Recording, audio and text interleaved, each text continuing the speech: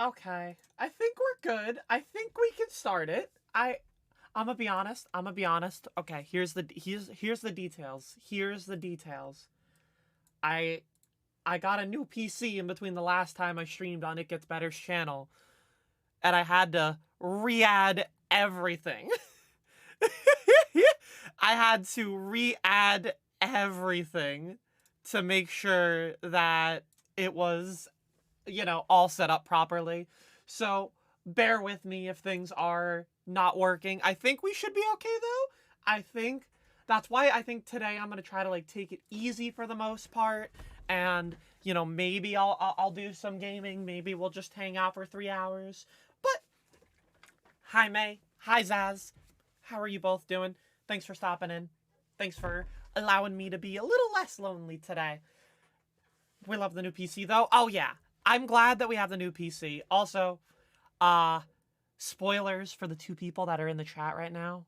Um, in case you can't tell, this is not real. Don't tell anybody, but I didn't want to make my bed, so I green screened my backdrop. Shh. It's our little secret though for everybody who's here right now. But hi, how are y'all doing? Happy Thursday. I have been anxious because on top of the anxiety of, getting everything ready to stream and all that, I also have my anxiety of, oh god, oh heck, I have a flight that I'm going on because I leave I kid you not, I have to leave my house in about 12 hours to head to the airport. Yeah. So I'm not getting much sleep. I kid you not. It's gonna be like I end here and then I'm gonna shower. I'm gonna finish packing my bag because I have like, the certain things that you need to pack for a trip, but like you have to wait until the last second for your phone chargers, all of those things. So I'm gonna pack all of that up after this, and then I'm just gonna try to get as tired as possible. Who has any tips for getting tired really easily? Because I need that. I need that. So, for those who haven't seen me around here, my name's Baeginning. Most people tend to use Chloe for me. My pronouns are she, her. I was an ambassador for It Gets Better for the last, let's say, I think it's 8 months at this point. This is my first stream since coming back, so it's been a little bit of time, but I'm really happy to be back here. I love It Gets Better and everything that they do. I really am grateful to be working with them again, and I hope to continue being able to share good stories and be able to continue spreading, you know, good. I guess, like, I try to be very educated when it comes to explaining things, and I feel like I get a lot of compliments off of my ability to overall explain and elaborate and take care of things. So it's nice that I am able to have this platform to really focus in on, conversation and stories and all of that. Working out always gets you tired, but also pumped. Yeah, I don't know if I need to get pumped. I'm ready to like drink like coffee at like 7 p.m. Even though the caffeine doesn't normally help me, I'm like, maybe if I drink coffee late at night, I'll just get hit by the crash of the coffee and it'll make me just tired enough that we'll be fine. So that's maybe the hope. I'm like, maybe I'll just drink like a 7 p.m. Because here's the thing, I probably need to sleep at like 10 p.m. Like, I fully expect myself to sleep on the plane. Don't get me wrong. But there's still the part about getting up to go to the plane. Not a bad plan, fingers crossed, thank you. But how's everyone in the chat doing? I appreciate knowing that I'm not alone here, and it's always good to have people to be around. Shout out to my lovely, lovely mod May, who is offering her time here today to help out and make sure that the chat is running smoothly. Because if there's anything we know about Pride Month, it's that there's a lot of silliness and a lot of personalities that have been coming out and being a little obnoxious, and we don't need to deal with that. Is the chat box here? Is that getting too big? Because if so, I can try to reduce the size of that. I feel like I don't know where to put it. Like, I could put it here and then like shrink it, maybe like that. Let me know if it's still readable. I'm new to using this closed captioning software, so I am trying to figure out where the best place to put it is without covering up anything important. So yeah, you can tell there's a little bit of nerves, but I mean, look, there's a lot of good that comes out of me being here, and there's a lot of joy that I get working with this charity and being able to do the things that I do with it. And so I'm thankful. I'm thankful. You know, it's weird as a content creator. For a while, I wanted to figure out like what my brand was, and a lot of people's brands are like entertaining end of things or like their niche. I feel like through being like this queer role model and being this woman, this trans woman that exists, I feel like that's a lot of my brand, is just sort of me and being outspoken against some of these issues. And I think people almost like have started to recognize that about me. And I think that that's really cool and really special to me. So being able to be on here and have, a couple hours once a month to sort of be that extra platform, I think goes such a long way for me. And today's topic we were actually going to be talking about was pretty much coming out to family, because for those who don't know, I have a large family. My grandmother is one of 7 siblings. My father is one of 4. My mom is one of 2. So, you take all those cousins and then their kids having their kids. Family events are typically like a 40 to 50 person affair. So I had to come out to a lot of family. And let me tell you, it's exhausting. I do not blame anybody who doesn't want to come out to family for whatever reason. I know for me, I got to a point where I was just like, I don't even want to personally tell them. I'm like, you just deal with it. Like, Mom, you can tell them. I don't even care. Like, when I first was coming out to family, I was nervous. And I actually made a list of family members that I was going to come out to. And I was like, all right, let me go down this order of who I'm comfortable with. And I had already realized that I had a little bit more of a comfort coming out to female-bodied people or femme-adjacent folk. And so, for me, I had made like a list, and it was like, this one cousin who is 2 years older than me. This one cousin who's like 4 years older than me. Then it became my oldest brother. And I went down that list every time to try to like, what I would do is I would arrange like a one-on-one. I'd be like, hey, I really want to get together and get lunch with you. Let's do that. So we'd go out to lunch, and it's weird because you can plan something to go 19 different ways, and it'll likely still end up going the 20th way. And by that, I mean, I would figure out an idea in my head for what I was going to talk about and when I was going to go about it, but you never know how the conversation's going to go. You never know how things are going to flow. You never know, all of that stuff.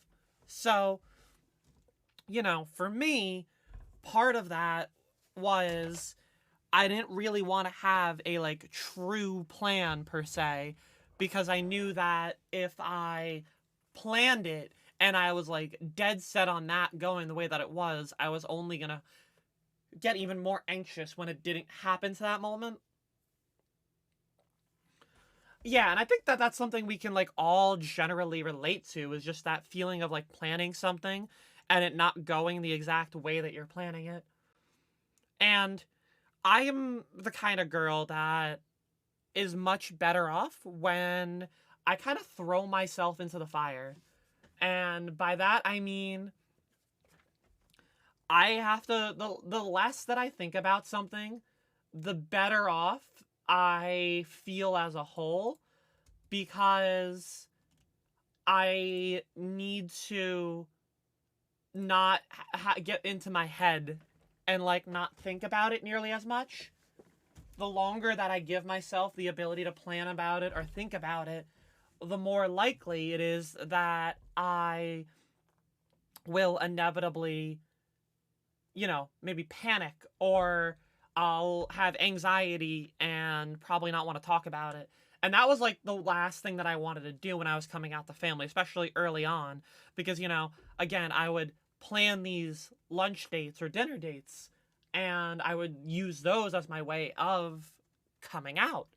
So it was important for me to find this balance of dealing with my anxiety and also making sure that I accomplish these goals that I had in mind. Overthinking and spiral out of control, 100%. And it's a completely valid thing to do. You know, no one says that we have to, you know, be completely confident in ourselves, because at the end of the day, anxiety is a common thing. I'm actually curious, like, what percentage of society has anxiety? Of people have anxiety. 19% of the people in the United States have diagnosed anxiety. Like, that is such a common thing, and it's a valid thing. Was there one person in your family that you knew you wanted to tell first? So, I mean, yeah, it was, again, like, I made that list, and the cousin who was 2 years older than me, she was the one that I told first, because A, she was the closest in age. I think being close in age was a huge thing for me in terms of how I felt comfortable coming out to them. So when I came out to that cousin, I knew that she was like probably like the best place, because she was the closest one in age, which means that she was more likely to understand. And that was kind of how my thought process went when I was coming out. And I knew that she was going to school for teach. Like, I use so much context clues for coming out to people. I have a family that there's a lot of teachers. So the ones that, like, she was going to school to be a teacher, and that also was like a comfort for me, because I knew that I was like, well, I assume she's going to be a good teacher and not judge her students, kind of thing. I had this like very, I guess, idealistic approach or mentality when it came to just assuming everyone was gonna be the way that I was, or be the way that I was imagining them to be. And it wasn't until my oldest brother and I went out did I realize that not every conversation was gonna go perfectly. So let me paint the picture about my brother, who was the third person I came out to. Because the first two went fine, and it was important for me. I asked my brother, who at the time was married and just had his first kid like 6 months prior. So, but he was the one that I was always close with. Growing up, he took me to movies. We played video games together. Like, I always had this bond with him. And I remember my brother, when I came out to him, it wasn't like I'm happy for you. The first words that came out of his mouth was, are you actually feeling this way, or are you doing this because it's kind of like what a lot of people are doing these days? And that comment really stuck with me, because that was like, I think, like the telling point of how he viewed a lot early on, and whether or not he meant it to be as like offensive or as frustrating for me as possible, it very much led to this awkward dynamic between he and I. Georgia, hi, how are you? I hope you're doing well. Thanks for being here. So it was hard. And I think that was like my first, like, bad, I guess, like, interaction. And then I had another, and I was still at college when I started coming out to people. So when I went to school at the college that I lived near my uncle, who I would try to frequently, like, once a month go out with. And I remember he's my godfather. And I came out to him. And that went well. And he was really supportive.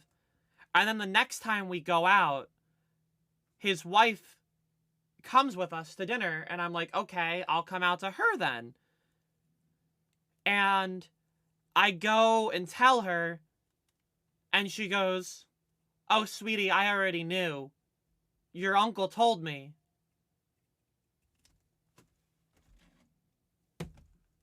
I'm sorry.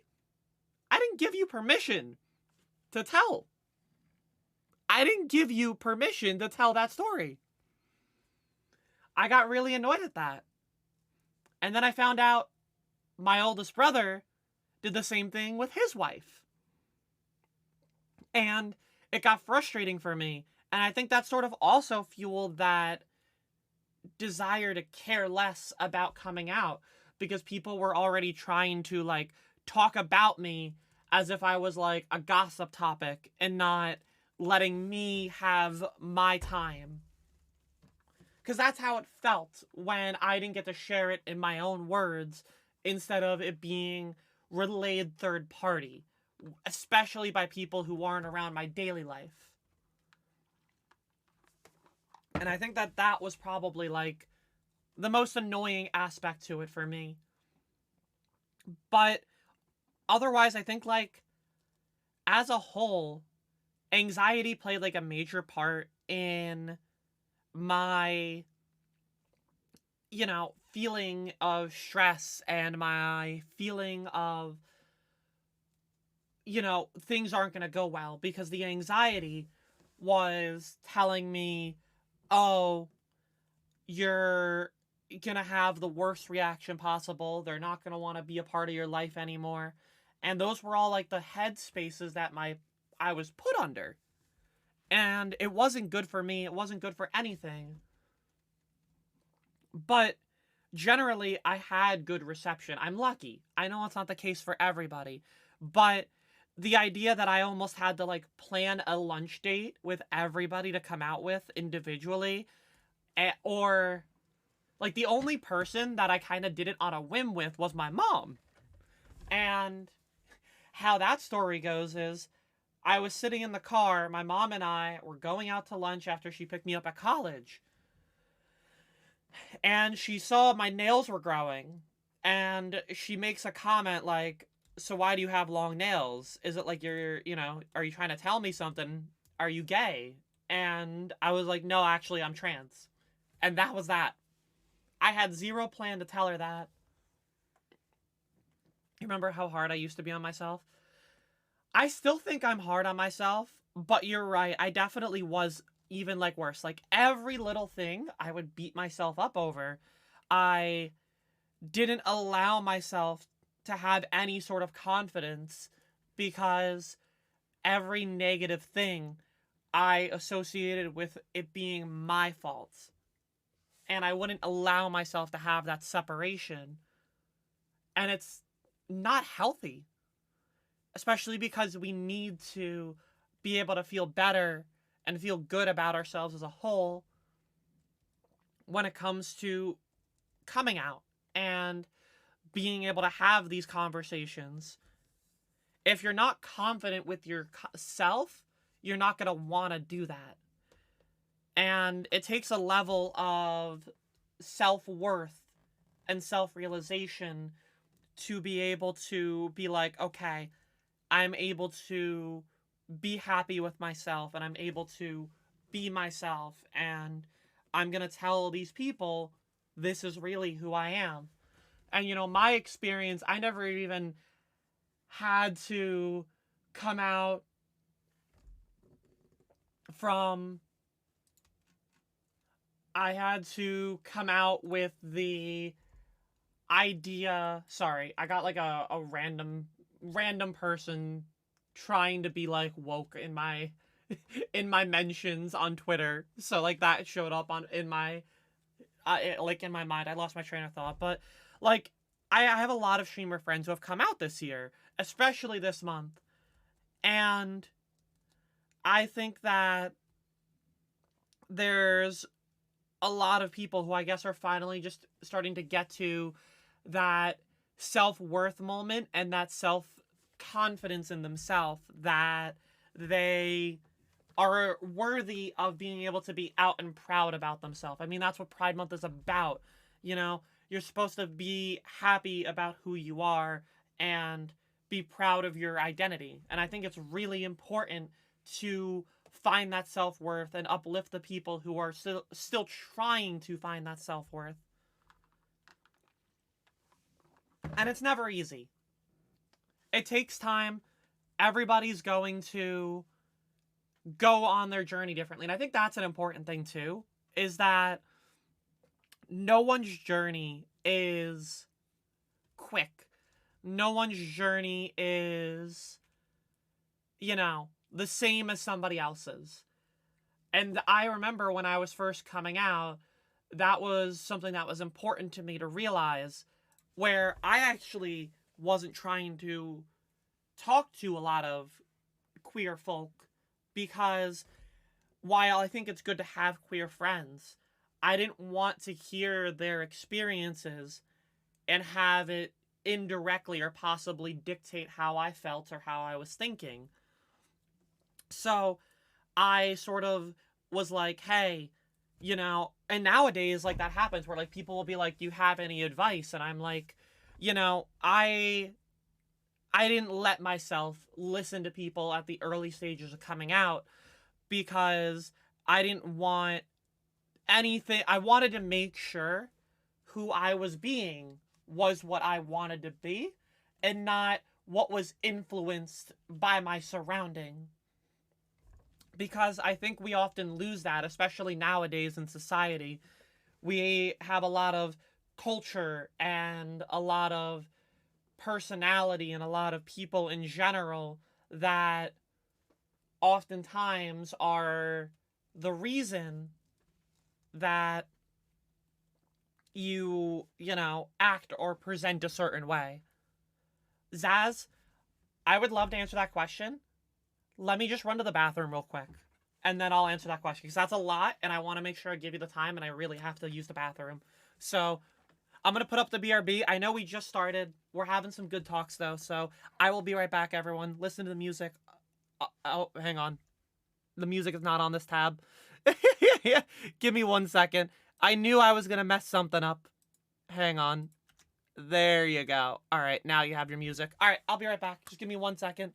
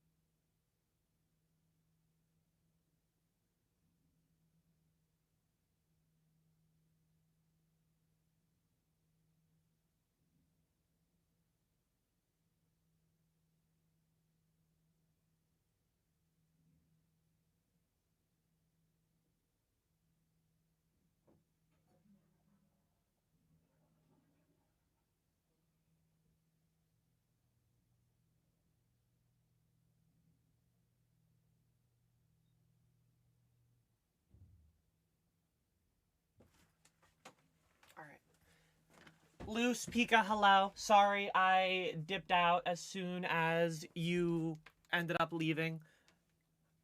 The music's a bit loud. I can turn it down. Yeah, let me take care of that.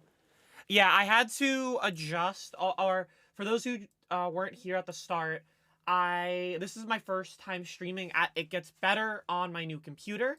So a lot of my settings and such I had to quickly add in and fix on the fly. So don't mind that. I got it. So we're all good. Hopefully that's a little better. Thanks for letting me know. So Zaz asked the question, how did I know that I was trans? Well, it's really hard to say, and that's why I think it's like important for me to like give this like the full attention. Also, Pika, thanks for following. It gets better. I really appreciate that. So, I always tell people that the first time that I really might have thought that I was when I was in 8th grade. I was friends with honestly not great kind of people. You know, these people ended up doing some not great things, and but they were my friends at the time. And I went up to them one day before the start of class and I was like, "Hey, have any of you ever had a dream that you were a girl?" And they looked at me, didn't really say anything, and then like a couple of them laughed. And so like that was probably like the first instance that I should have figured something out, but that experience was so jarring for me because I was so innocent and I kind of like repressed for a while. I would occasionally, have those dreams again, and I would occasionally, you know, see, clothing options. Like, I remember, the concept of it gets better, and the stories and experiences are really powerful, and as a gender Scoter, welcome on in. I appreciate you staying high. I really try to tell people that, especially Twitch in general, that there's so many different perspectives and so many different stories for people to know that they wouldn't ever have met because we often just stay in our same circles. And it's, I think that there's a lot of amazing people and a lot of amazing perspectives and stories and experiences to hear from people. And we oftentimes don't realize that because we stay in our like comfort bubbles. So it's really nice that there's a platform like It Gets Better that you can be this ambassador for, that there's going to be a place of comfort here, even if it's not your traditional, conversation or your traditional content that you're watching. So that was my experience when I was 13. And then I was having those dreams a lot. And then high school came around. And I remember I was like half falling asleep in algebra class. And I remember while I was doing that, I had this like my imagination was going with me, and I started imagining I was in like a Freaky Friday where, you switched bodies with somebody else. And I realized that experience was sending like almost like dopamine receptors to me, just having that imagination. And so I started doing that more in algebra class, and I still didn't think about it or understand why. In my closer friends that I had in school, that I had like a good connection with, were always girls, and I didn't understand why. And in college, most of my friends that I had in school that I was able to have a good connection with were girls. And then, so what ends up happening is that this is such a funny way to like really get my first interaction. So I there wasn't any other like queer people that I knew growing up. And there weren't many other queer folk that were around me even in college that I was friends with.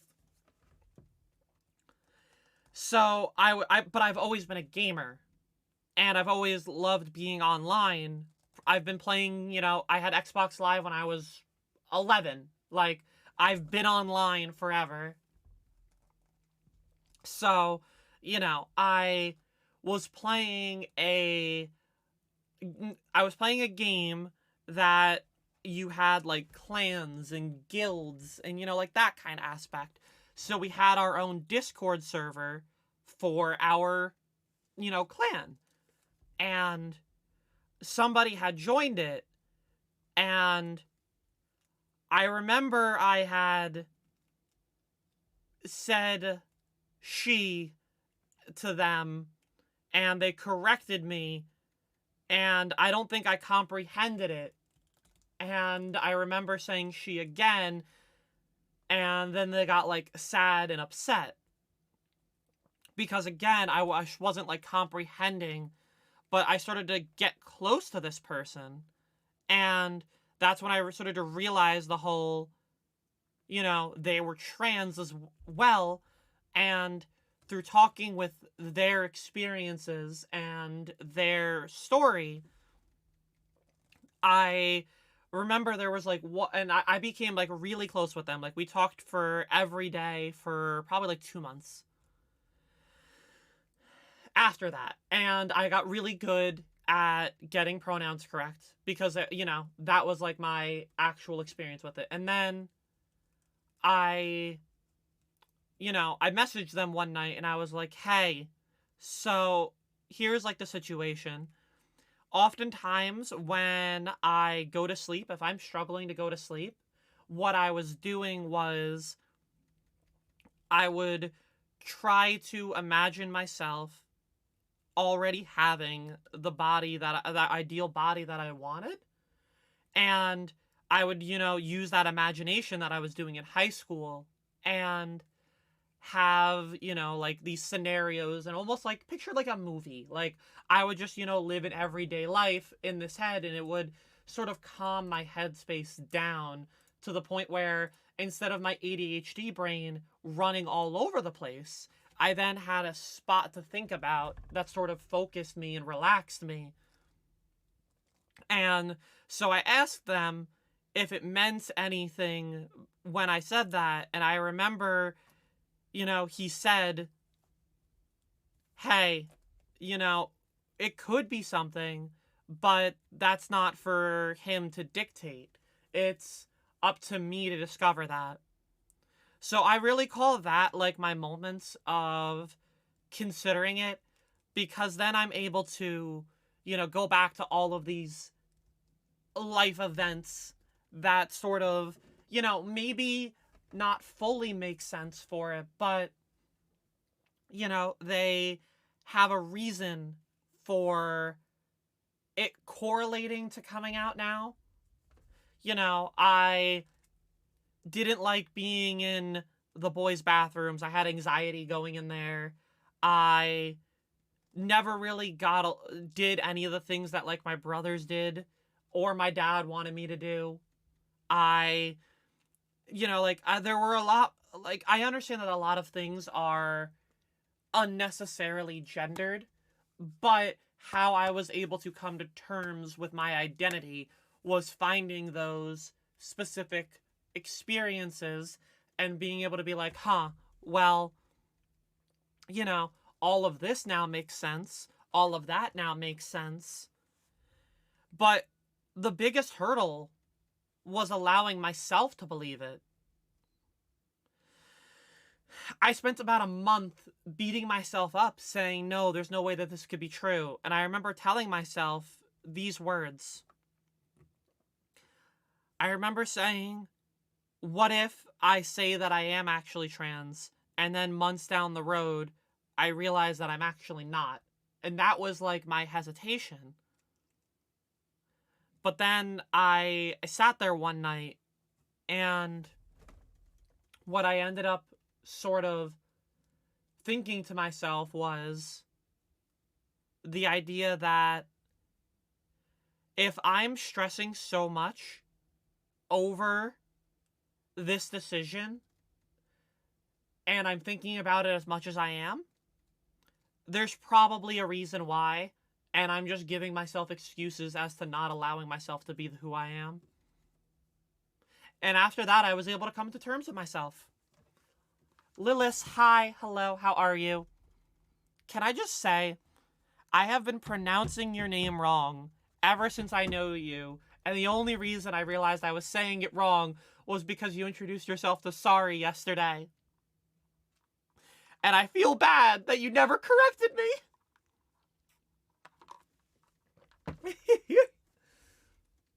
So I think that was probably like the overall story. You answered it both very happily. Okay, but I want, you say Lilith, so I want to say Lilith now. I have to like train myself.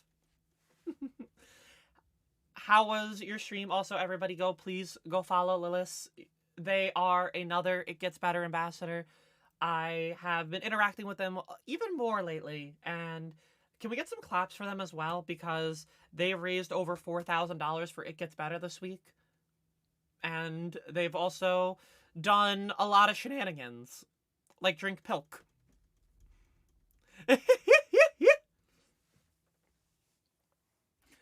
And for those who want to know, you can find out. I'm not going to go tell you what pilk is.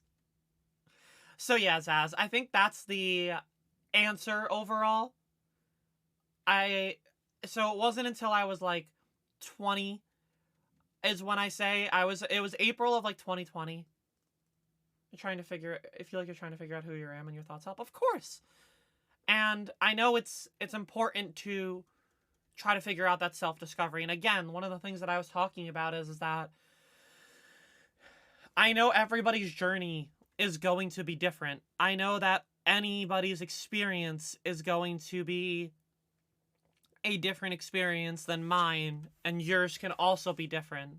But I think the difference for what I did and what I think you should be doing is that it's important to be able to hear these things and be able to see if you can apply it to yourself in your own way.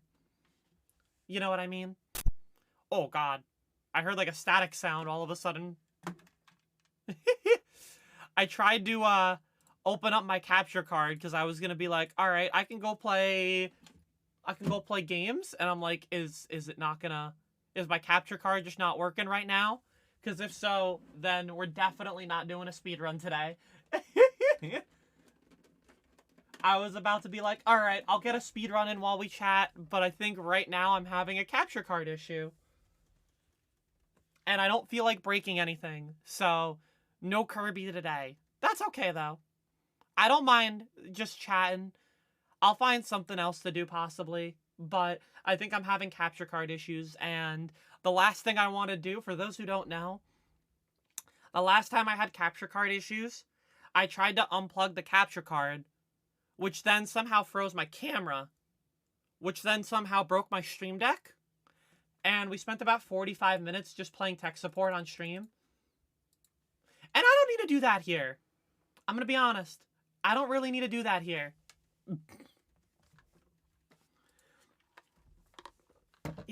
Oh no, yeah. It's okay, though. It's okay. I think, especially after how Monday went, where everything broke on Monday and I couldn't get anything to work, it led to... Wait, hang on. Actually, I think I have it working now. I just closed the software. Okay, wait. False alarm. I closed the software. Okay. I think I can do it. I think I can do it here. All right, so here's what we're going to do, chat. We're going to keep having our conversations, but I know that I can get one full Kirby speedrun in during this time. And I want to speedrun with you all while we hang out. So we can continue having our conversations, but I'm going to make sure that I get all of that in place for us. So let me just get my scene all in place for everybody here, because I know that that's important, and then I will capture everything that I need. Cozy Kirby runs, exactly. Just get our cozy Kirby runs going. All right, I'm just trying, yeah, so I'm looking at my other scene right now, and I'm just trying to adjust everything so that I can have my, you know, speedrun stuff all captured and set up there. So don't mind me, chat. Bear with me. Because if there's one thing that I will always do is I'll forget to add one thing that's important. So if you've never seen a speedrun now, let me show you. So, we're going to be playing Kirby, the new Kirby game. A very cute and adorable game. And now, you can beat this game in about, like, 2 hours. So, we're going to today show you how I can do it. Now, if I make some mistakes, I'm going to just kind of play through it. Because I don't have time to do a reset. So, we're just going to, you know, go right through it. We're going to do a full run and be able to have our conversations here. Let me know if I need to make anything smaller. I think that's probably a more appropriate size there. Let me make sure that I can go into my settings here. Okay. Cool. I think we're going to be okay. Alright. So my community loves watching the Kirby speedruns. It's been really fun because I was never really, like, a speedrunner. So for me to play a game like this and be able to have, like, a game to speedrun was really exciting for me. Because I know that it was not the easiest thing for me to find a game, and I had wanted to for a while. It's so fun. It really is. There's just something about good old Kirbo. It's very cute. Honestly, like, if anybody has a Nintendo Switch and hasn't considered picking up Kirby, let me tell you, this game is very, like, welcoming in the sense that it's very hard to really get frustrated at this game. I mean, just look at the scenery here. Everything about it is just bright, colorful, and cute. And I think, like, I don't know about everyone else, but I feel like I understand that I'm probably not the target demographic as much these days, but games these days, it's a lot of shooters, a lot of space games, a lot of, like, horror games, and I don't really hit that target demographic anymore. So for me, it's one of those things where I'm like, I don't want to, you know, play these, like, oversaturated games. I don't want to sit there and, you know, play only a shooter game. And I think that's what Kirby does really well, is that Kirby as a game, let alone a speed game, is just like this very welcoming environment. You know, there's obviously, you know, like, in any game, there's bad guys, but at the same time, they make everything about it just this, like, cute and interactive way that isn't, like, you know, bad to be around. Alright, so over here, we're gonna come up. I'm actually moving around pretty well, considering I haven't ran since the last time I streamed it on my own channel. Am I a fan of the Zelda series? So I've played Breath of the Wild, and I've watched a lot of Zelda gameplay, but I've not actually played any other than Breath of the Wild. And you know, it's funny that I haven't, because I call myself a Nintendo girl, but at the end of the day, I think I'm not so much a Nintendo girl as much as I am I grew up on Pokemon, I grew up on Sonic, and I grew up on, like, those kinds of games. Like, I never played the 3D Mario games. I played Mario Party and Mario Kart when I hung out with friends. But Pokemon, it was, I guess, my Nintendo, more so than Nintendo as a whole. So how this game works is Kirby is in this new foreign land for himself, and he is trying to, you know, right now he's kind of just exploring the area, but there are Waddle Dees that you have to rescue throughout the game, and Waddle Dees are pretty much these characters that are in every Kirby game that are, you know, kind of just the, like, townsfolk. And you, in order to progress through the area into, like, to get to the boss, you have to rescue a certain amount of Waddle Dees in each area. So you're gonna see me do, like, various tasks and little things throughout random levels that might seem like it's stopping me from completing the area, but it's because I need to get a certain amount of them before I progress through the game.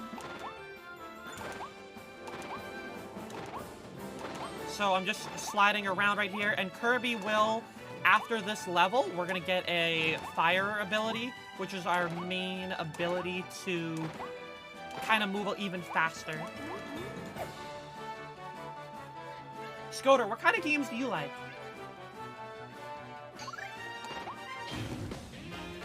Alright, so we're gonna hit those two things, and now what happens is that this wild edge spawns. You stand right here so that he swings his sword. We're gonna get one of the stars, hit them, they're gonna go into shield mode, hit that, and now we bring them back. Beautiful. Alright. Chat, in general, what kind of games are you into lately? Can you talk a little bit about how clothing helped more masculine making more good? Yeah, 100%. Thank you for asking, Zaz. So, clothing as a whole was a very hard thing for me because I never cared about clothes, like, especially in, like, high school. So, when I was in high school, I wore baggy sweatpants, I wore my school's varsity jacket all the time, and that was really it. Like, I would dress myself, but I wouldn't even go shopping for my own clothes. You know? It was one of those things that I never had this desire to go clothes shopping because I didn't care about the clothes that I was seeing. And I remember the first time that I came out, or not the first time I came out, but like the first time I went clothes shopping, I had to do it with a friend because I was so anxious. I actually had one friend in college who, she was trying to be very pushy. Like, let me suggest you this, Zaz, because this is what I had suggested early on. I had a friend who was like, hey, I want you to go onto Pinterest.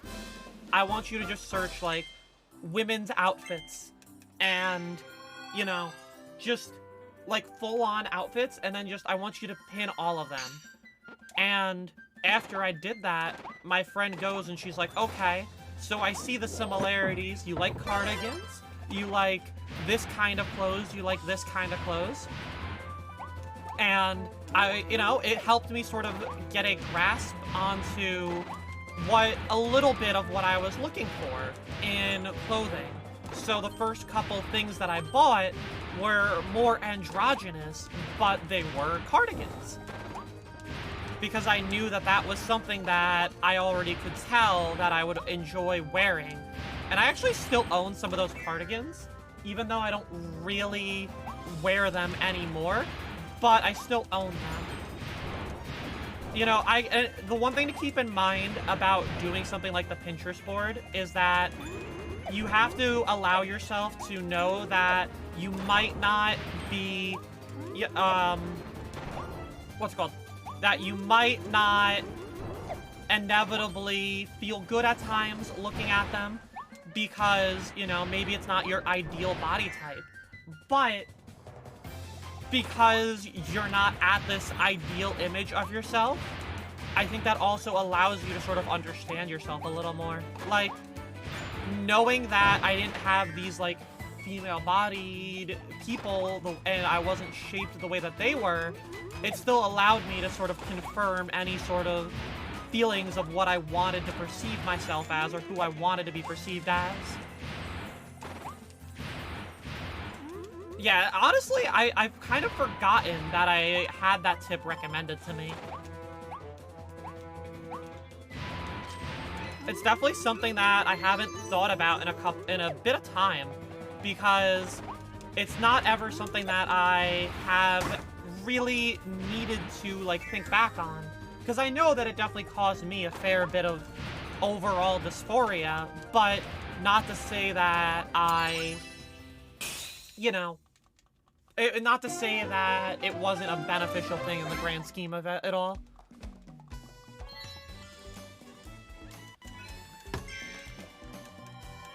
I feel like you like certain clothing and hairstyles, but you're not sure which they would look good on you.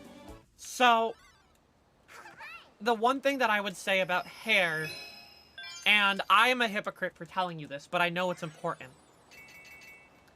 Hair grows back. Hair is a freedom of expression. And when you are, like, think about the people who do, like, these fun hairstyles. They'll tweeze their hair, they'll, you know, dye the front parts of it, they'll style it a certain way, you can get an undercut, like, there's all these different scenarios that you can do that will, you know, benefit you. Hair is in a similar vein as, you know, makeup to a lot of folk. Not even just, you know, women, just in general, that hair is about, you know, expressing themselves and their individuality. So I think that, you know, even if you aren't sure if something is going to look good, I think it's important for you to at least try it. Because if there's one thing that I've learned is that I didn't know what would look good and what wouldn't look good on me. And I had certain impressions of things that wouldn't look good. And it wasn't until I tried them that I realized that I actually do have some things that look better on me. And I needed to sort of get forced into that. Like, my friend, she was great for me because she decided that she would be nice enough to be almost like my own personal stylist. And so she was like, hey, tell me the kind of things that you like, and I'll start to make, like, a list of things that could be interesting for you. So I got lucky with the friends that I had that were also able to help me. This was only recently. Like, when I first started out, I didn't have that, and I had to really just, like, stare at clothes. And let me tell you, it's okay to feel what I'm about to say, because I would constantly tell myself something isn't gonna look good on me. And the reason I would say that it wouldn't look good on me was because I didn't think that, like, my body type was there, because I wasn't, you know, transitioned as far, or I wasn't further along with things. So I would almost hold back this desire for me to experiment. I don't know. The masculine clothing definitely made me more dysphoric. The only time, there's only one thing that is masculine that I still hold on to. And it's not even masculine per se. They're just a really comfortable pair of baggy sweatpants. Otherwise, and it took me a while to do this, but I have actually gotten rid of pretty much all of my old clothes. And it felt euphoric for me, honestly. Like, I think that's, like, the big thing. Like, I could tell guy clothes I didn't give any hoots about, but, you know, clothes that was more directed toward a female-bodied person gave me such euphoria. And I've had this talk with Georgia about clothing, and nowadays, I tend to go for clothes that is more tight-fitting and form-fitting to give a more feminine figure, because that's what makes me feel happier is when I see that. But Georgia, you know, who uses the she/they pronouns, tends to want to go for a more baggier clothing approach because that allows them to feel a little bit more comfortable with their body and not have, you know, the femininity be expressed nearly as much. So I think that that's something to also be able to analyze and look at.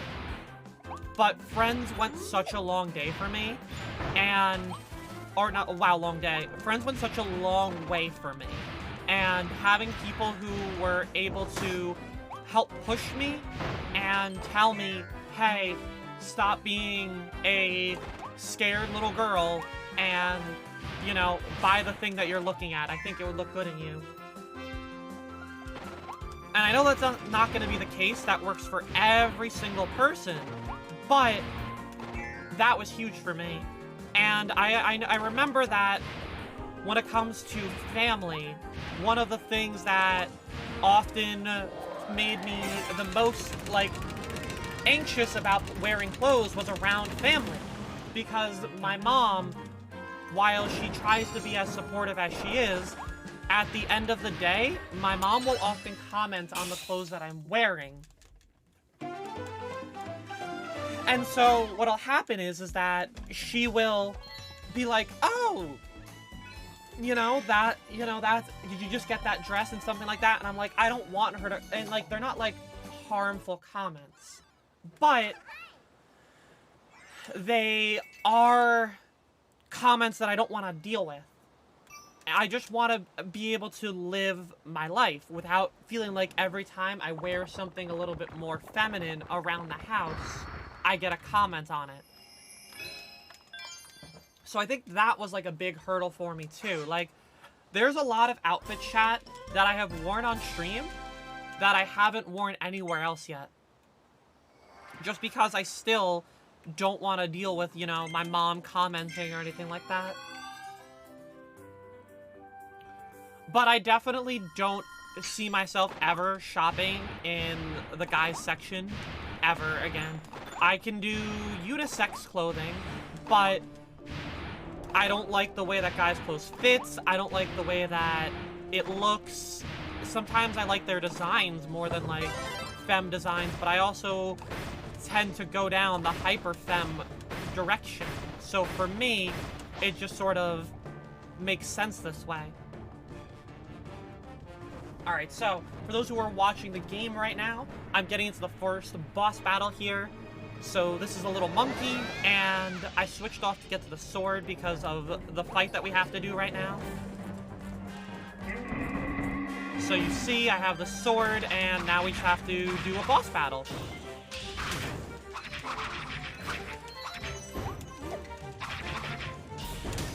Ooh, I messed that up there.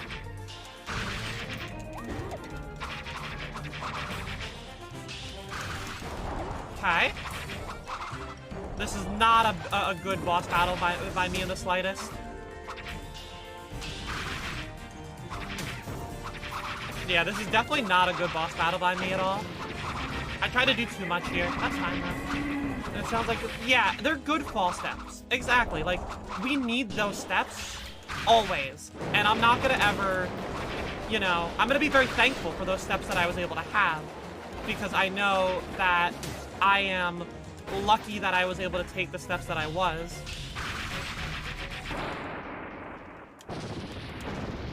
I didn't lose my power-up, though, so it's lucky that I didn't lose it.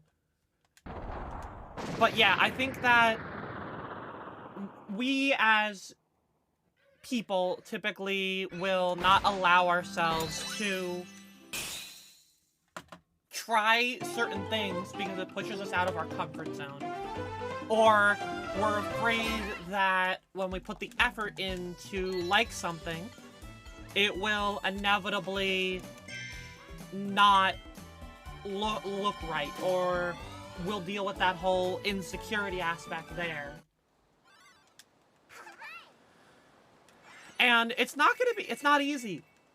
I can safely say that that's not, it isn't easy, but I think having a supportive person in your life that wants to help you, especially when it comes to clothes, go such a long way.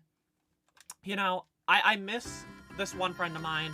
We lost touch only because we graduated college, but when I came out to her during our final year in college, and she became my best friend. She was, you know, the one that was like, hey, when we graduate, let's go dress shopping for graduation. Like, she was, when I came out to her, she literally was like, this is so cool that I have a trans friend now. Like, she is very, very hetero, but that idea that she was able to have that, like, such good feeling toward me, and I hung around her almost on the daily because of that. Like, and it was important to me that I hung around her because I didn't have much at college. You know, I started to come to Twitch and Twitch streaming when I came out because it was important for me to have that place of comfort that I didn't have. And that, you know, Twitch allowed me to actually meet somebody who, at the time, they were living in New York. And I was able to have another friend local. And she was the one that I first went shopping with ever. And I still hold that memory vividly. Because we went into H&M, then we like walked around Target for a bit. And that was like, you know, great for me because I hold those experiences very important to my heart. You know, the way that I describe it is it's my firsts. Like, when I bought a dress for the first time, most female-bodied people, you know, will get a dress at a really young age. So for me, it became this, like, point of sadness to think about that I didn't have, you know, that experience at a younger age. When people talk about prom, and I think this is common with, like, other trans folk who didn't get to come out in college, when they talk about prom, they will often talk about it, and sometimes when they talk about the dresses and stuff like that, it kind of puts me in a sad mindset because I didn't get to experience that stuff. Also, for those who care about the run, I just did the first, like, major skip in this game. So there's a boss fight there that we just completely ignored by floating out of bounds. So it's a really neat skip as a whole.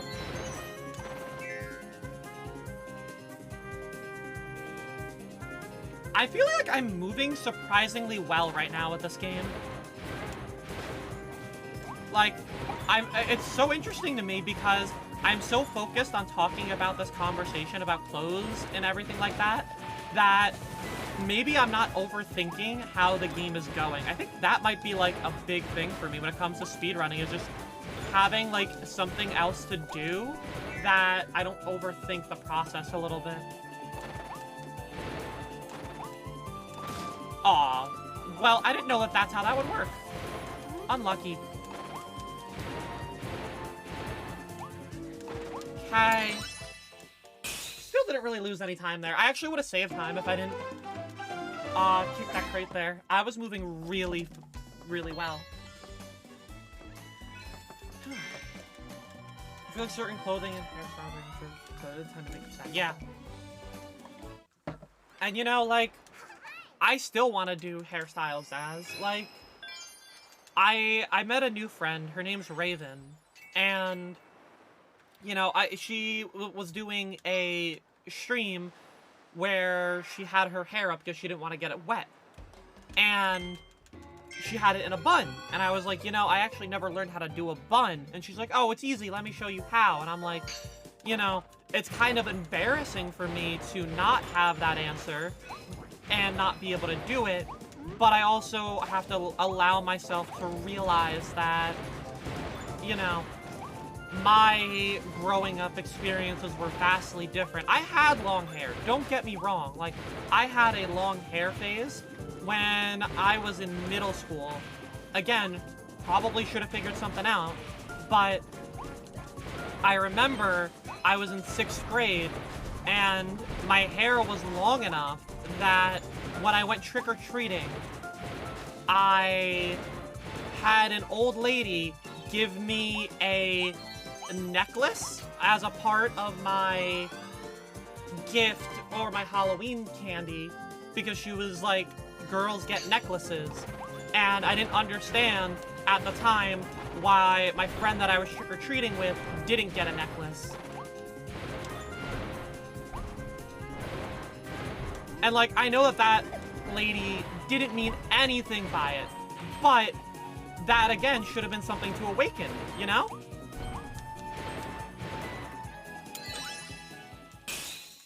I'm surprised that I lost time on that.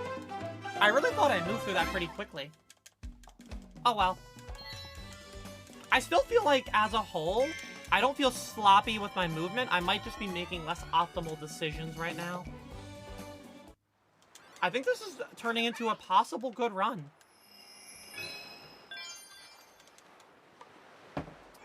And please, if you ever have any other questions, I want to be able to answer them. So, you know, I can talk about the game, no problem.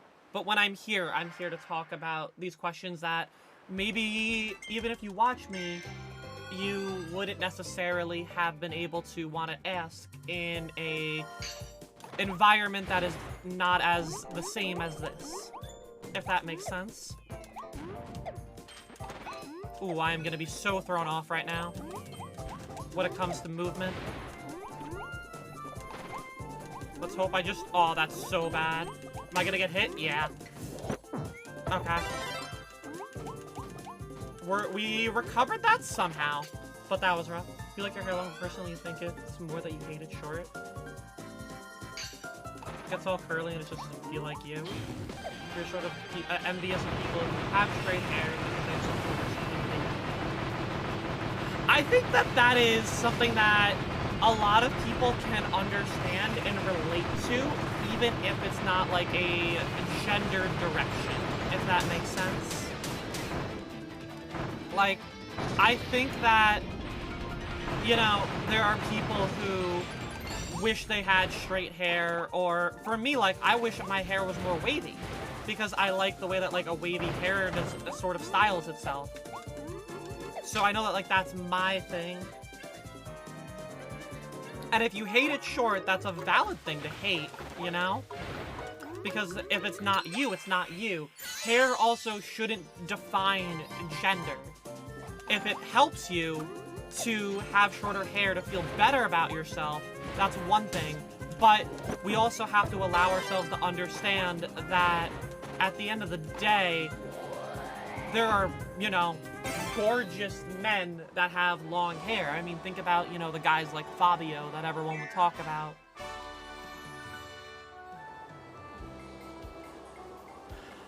And I think, like, hair, when it hits this, like, awkward middle stage of growing, it just looks awkward on everybody. Like, when it was, like, here for me, it was kind of, like, curling outward more, not really sure what it wanted to do.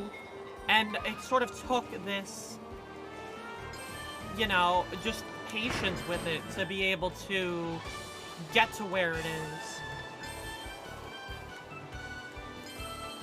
Yo, is it, Rakborosa? Welcome on in. Let me know how to pronounce your name, please.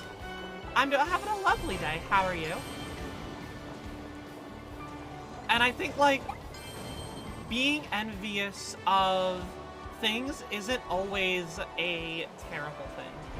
Because I think for me, being envious of other women was what helped allow me to figure myself out.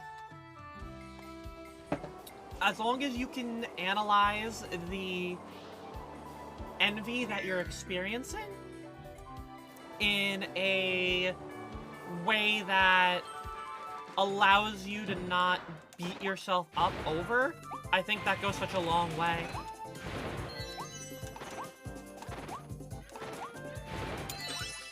I knew that that one was sloppy. I made a couple mistakes there. That's okay, though. Still, only 11 seconds behind right now is pretty good. I can pronounce it however, but I care about pronouns, I care about names. So I try my best to make sure that people are getting their names correctly read. Last thing I want to do is upset somebody because I didn't read their name right. It's just my personal thing. Alright, we're getting close to World 2 here, or the end of World 2. This is the final stage in it, and then we're gonna go up against a tree. The lovely, lovely tree.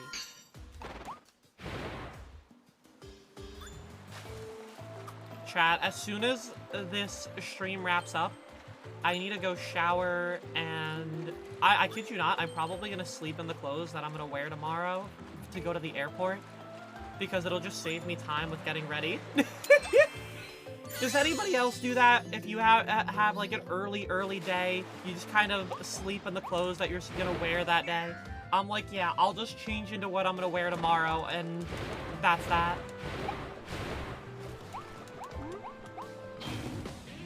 Alright. Gotta get through this little gauntlet here. Get that, and you. Okay, and then you fell, but I lost my power-up. Not ideal. Okay, bounce you, and get both of you. Cool. Still not bad, aside from the power-up loss.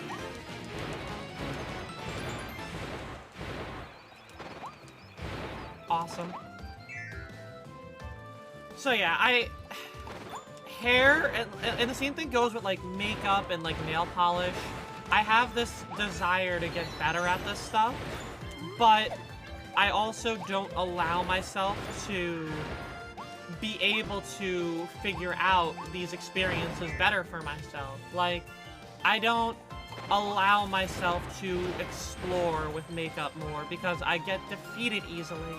And I don't know if anybody else can relate to this, but when I am trying to do eye makeup, like, I get defeated especially easily because I have this, you know, I wear glasses, and so because I can't have the ability to see as clearly, I almost feel like I'm not experiencing an aspect of womanhood. And you know, it takes that reminder to yourself that, first of all, not every woman wears not every woman wears makeup, especially eye makeup, but also, it's not only for women. There are plenty of guys or guy-presenting people that will do that. And I think that we sort of lose that a lot of the time when trying to allow ourselves to grow into our personalities a little bit more. Somehow I saved 13 seconds on that, and I don't really know how. I'm gonna be honest, I don't really know how. You're just women and bad at makeup because you only wear it on special occasions. Meanwhile, I feel like I have to do a full face of makeup just to feel good about how I look on camera. On most days that I don't stream, I don't care about how I look because nobody has to see it. But as soon as people are seeing me, I'm like, oh god, oh frick, ooh woo. I have to take care of this. Okay. And now we skip here. Alright. This boss fight is really engaging. You jump once, and then you hold B again. Ready? I know, very, very challenging fight right now, chat. I know, very, very challenging as a whole. And then, you jump. You're gonna rotate over once? Wow, I got flown very far back. I didn't think I would get flung that far. And then, you hold B some more. I know. Very, very exhilarating boss fight, let me tell you.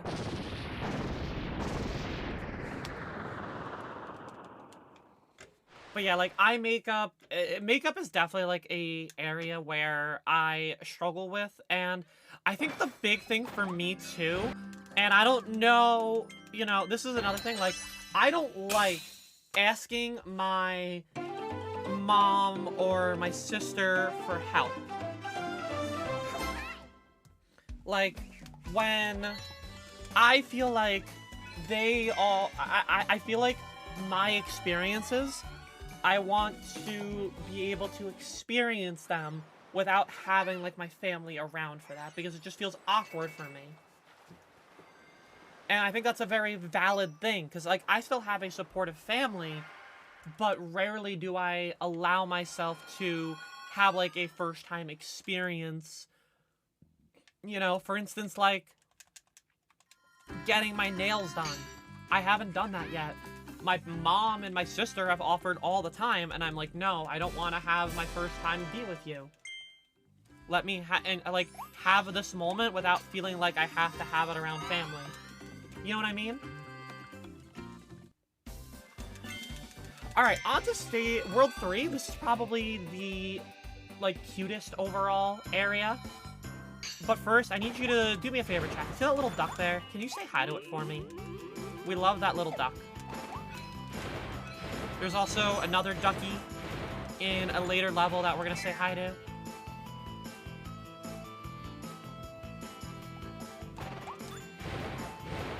Okay, and... oh, I floated up there, huh? Alright. Dash there, jump. Alright, I got stuck right there, but otherwise we're fine. Because I'll just dash once, and beautiful. Thank you. I appreciate our lovely viewers who said hi to the ducks. I'm gonna get hit there. Yeah. Damn. And here? No, I didn't. Okay, I had the iframes. That's good.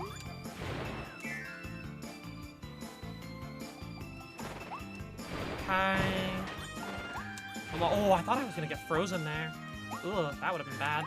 This is bad, though. I'm missing all my cycles now. Ugh, chat, this is gonna be a rough one.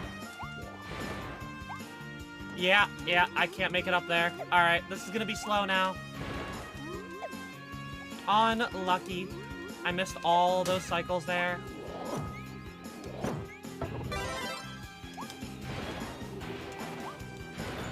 Alright, we're gonna lose a lot of time here. That's fine.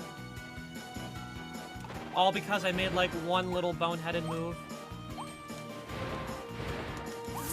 Oh, that's bad, too. Wow. I'm messing up 3-1 pretty badly. There we go. Okay. Zaz, let me complete this level, and then I will catch up on your message real quick.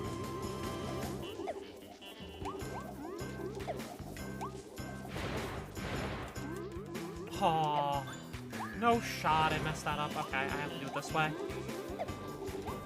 Okay. Alright. Yeah, we're gonna lose like 40 seconds here.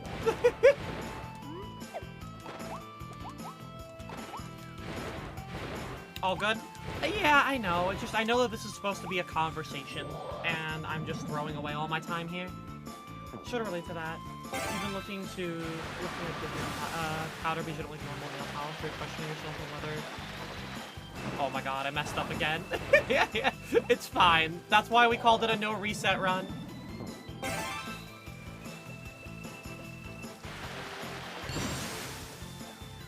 Alright.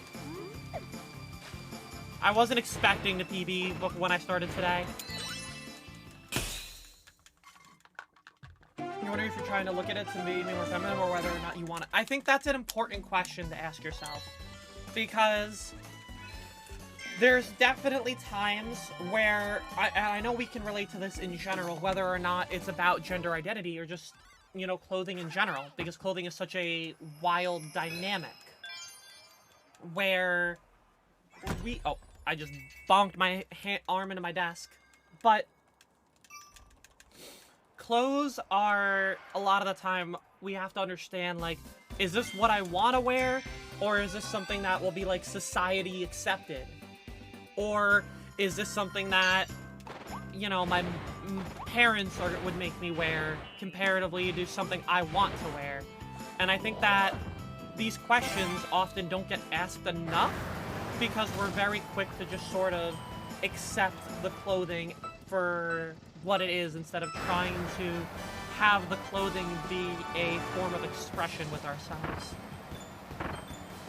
Because oftentimes I feel like that's one of the things that, like, clothes are just like makeup, just like getting your hair, like, they're an embodiment of you, they're a personality trait of you, they're all of these things that are a huge part of you that we should be able to celebrate that expression for.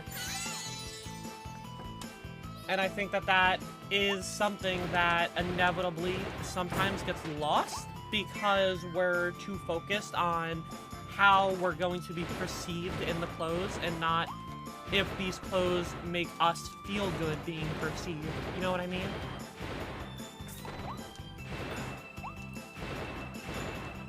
And I think that that's, like, again, just like an important trait to sort of be able to hold for yourself. To be able to know what is something that you're wearing because you think it's important for you to wear or it's something you want to wear.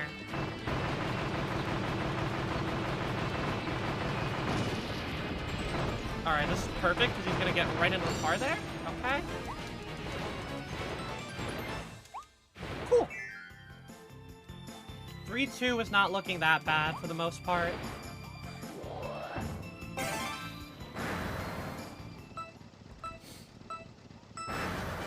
So, yeah, I don't know, hair is something that for a while, you know, even, like, early on before I was coming out, clothes or hair for me was, like, I just liked the way that long hair looked, and I didn't question that. Like, you know, I didn't ever question why I liked long hair. I just thought long hair looked good. And then I was always like, or whenever I'd see video game characters that had, like, blue hair, I was like, oh wow, that looks really good. I like that. I think that might be one of my fastest times, that 38.4. So, that's another, like, major aspect. Alright, there we go. I took the chance to avoid that little gumball there. Okay, cool. I golded that by 1 second. I knew that felt pretty alright. So yeah, like, and then when I started to dye my hair, I realized I wasn't dyeing it for femininity purposes. I was doing it because I liked this feeling that it made for myself. Yo, Mystic Raven, thank you for the follow. Welcome to the Baywatch. Hope you enjoy your stay. Or not the Baywatch, that's my thing. Well, thank you for following. It gets better. That's one thing that I will always struggle with, is saying the wrong thing. I will always say the wrong thing because it's just autopilot for me to do that. I have to train myself. But yeah, like, I dyed my hair for me, and now this red hair, I feel like, has become a major part of who I am. And who knows, maybe in the future I'll want to change it. I probably will want to change it eventually. Hello? Can I get that? Thank you.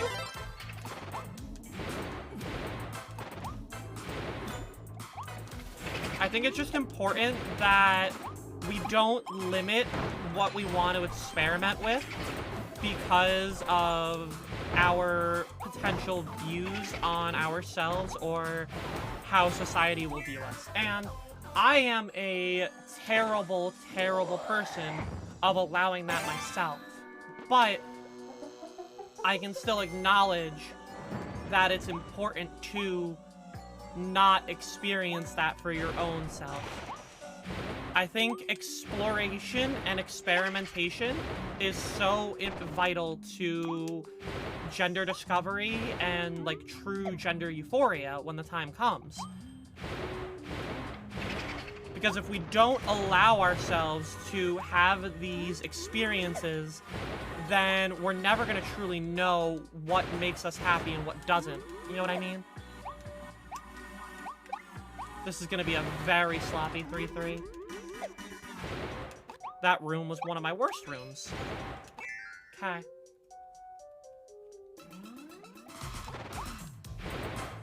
Jump, jump, and dash. Dash again. Cool. Let me just focus up here real quick. But yeah, like, I've definitely... I remember, like, I didn't ever care for the clothes that I was being told to buy, and nowadays, I only ever buy clothes that I pick out myself. Like, even my family doesn't, like, for, like, Christmas, if they want to do, like, clothes shopping for me, it's either something I picked out personally, or it's something that they just gave me a gift card for. And I kind of appreciate that aspect a lot more.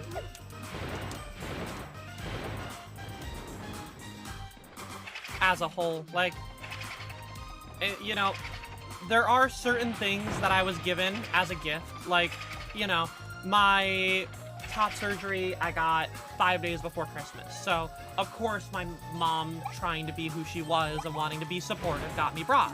And, like, you know, that I won't ever question or feel bad about. But it is still, like, that's probably, those are, like, the rare circumstances to that kind of thing.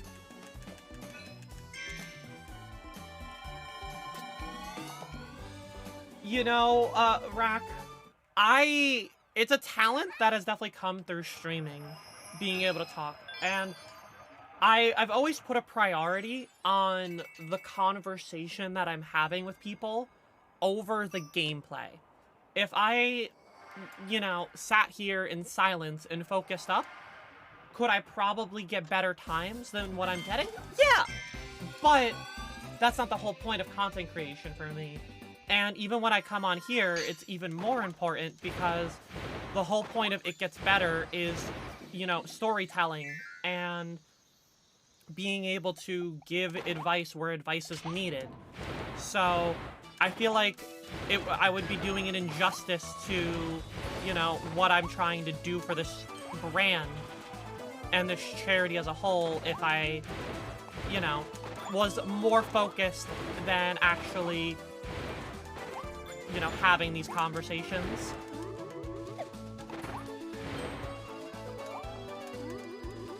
But also, like, that's just how I am in general. Like, when it comes to games, I feel like I have always put a priority on knowing that I like to talk to people a lot more because that's what streaming is for me. It's like having a nice conversation with people.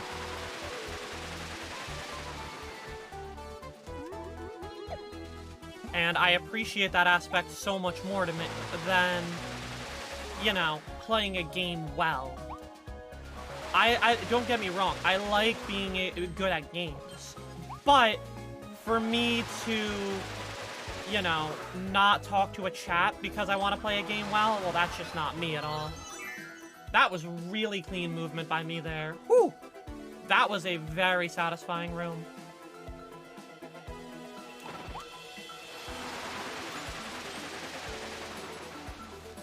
Fly up right there real quick. Cool. Dash there. Up here. Let's go. I don't know if that's going to make it the distance that I wanted to do. Actually, perfect. Nice. What's my favorite game? To stream or in general? I think my favorite game to stream these days is probably... Honestly, I still think my favorite game to stream was Fall Guys, even if I don't like to play it anymore. But my favorite game in general is Pokemon still, just like that franchise. I go out of my way to always play those games. They're like my go-to comfort game. Pokemon is like my safe space.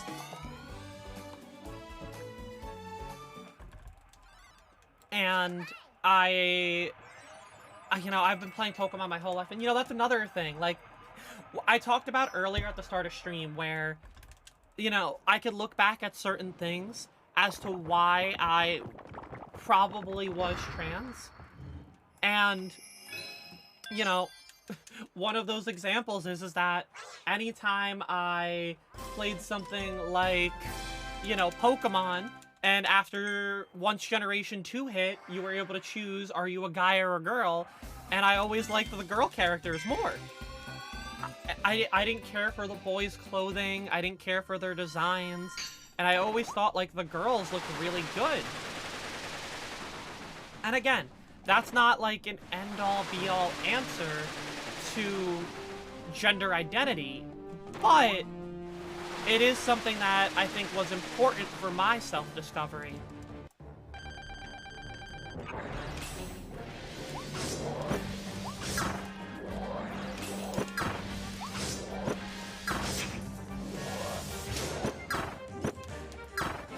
I need to get over here and get that.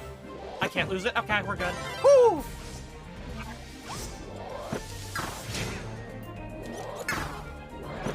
I have to do that. Otherwise, I was gonna spit it out. That's fine, though. Because I did a little bit of damage there, that it's okay. Okay. Throw those. Alright, and we're gonna suck up those.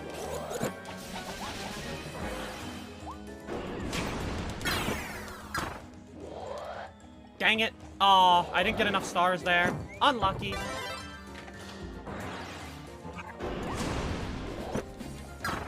It's okay, though. I played it safe, so I'm not gonna lose my ability at all. Still a pretty solid run there. I'm gonna lose time, but I was just trying to be careful to not lose Tornado. And I think I kept it relative— oh, no. Because I moved it over there, it was so far away.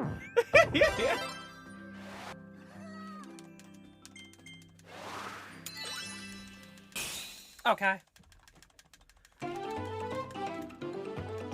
Oh my god. That's funny, though. That's funny. It's all good. So we're already halfway through the game right now, and we're making good time. Like, I think it's important that I wanted to make sure that I could get this run done in the time that I was allotted. You're diagnosed with identity disturbance, which doesn't have anything to do with sexuality, gender. Do you have any advice for discovering who you truly are? So I think it's just important that you are patient with yourself and that you allow yourself to be, you know, comfortable experimenting. You know, you have to be willing to push yourself out of your boundaries to figure out your, you know, your identity. And that goes in like a general sense, but obviously I work with LGBTQIA youth, so it's especially apparent there. But knowing that your journey is going to be different than anybody else's journey, and you can compare other people who have identity disturbance, and you can use their experiences, but just make sure that you're not basing your life off of those experiences. You want to make sure that you are you, and it takes time to realize you are you. It's not the easiest thing, and, you know, nobody's ever going to try to say that it is. But it's still, I think, like, an important tool to realize that you need to just make sure that you allow yourself to know your experience is going to be your experience. I hope that that helped. And again, I love answering questions, and I love being able to give people my perspective and my thoughts, because I know how important it is for some people to hear those thoughts and experiences. So, I like that. Of course, I'm happy to help. You know, again, that's what, you know, again, this charity is, at the end of the day, it's obviously supposed to be supporting LGBTQIA youth, but storytelling is still an all-encompassing experience for people. You can always hear something new that you don't know if it would help you at all, just because you allowed yourself to hear it for the first time. And I'm like I very much hold that thought to my heart, in the sense that I know that I love being able to hear about people's stories and lives and everything that they go through. And for me to not credit myself on time is, you know, I feel like it's a disservice to myself. The penguins are adorable. These little penguins that just roll snowballs at us. Georgia, speaking of penguins, I think I'm supposed to be going to a zoo or an aquarium when I'm out in Seattle. So I'll make sure to take a lot of pictures.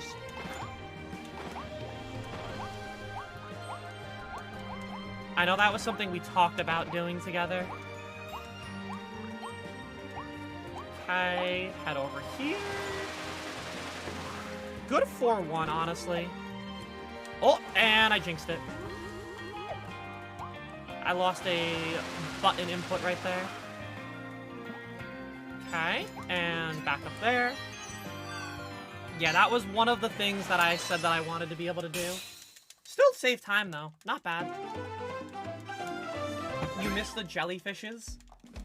I'll have to go make sure, if we go to an aquarium, I'll have to make sure that I share the jellyfishes.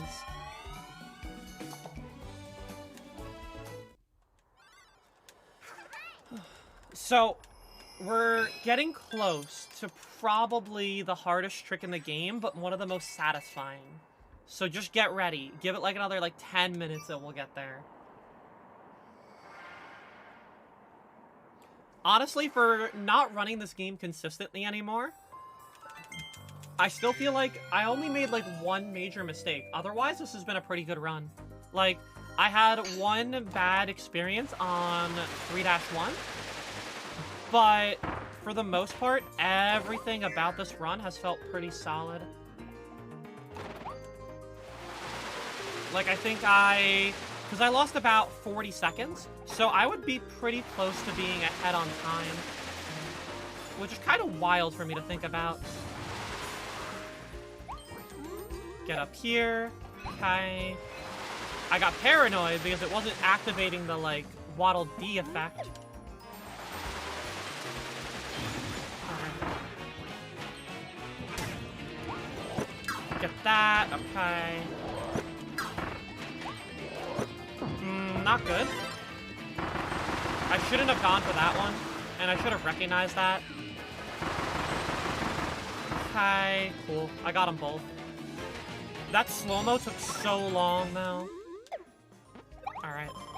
Get up here, and... Woo!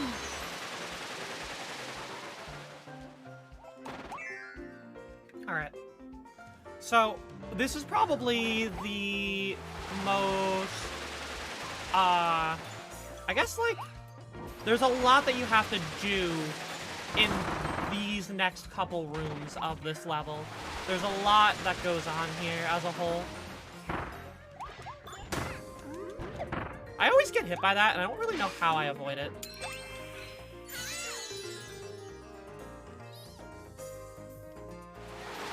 You know, if there's one thing that I wish that I could have experienced a lot and reminded myself when I was coming out, was just that I think one of the things that I needed to have is understanding that if I don't come out when I plan, it was okay.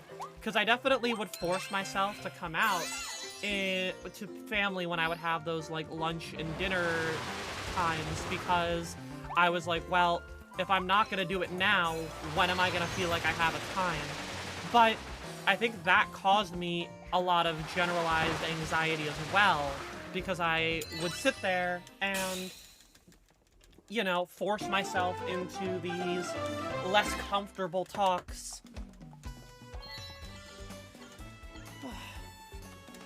That went pretty well, and we saved time. How does my sister feel about my identity? Haley is really good, as a whole. She is very supportive. She's very quick to introduce me to all of her friends as her sister. And, you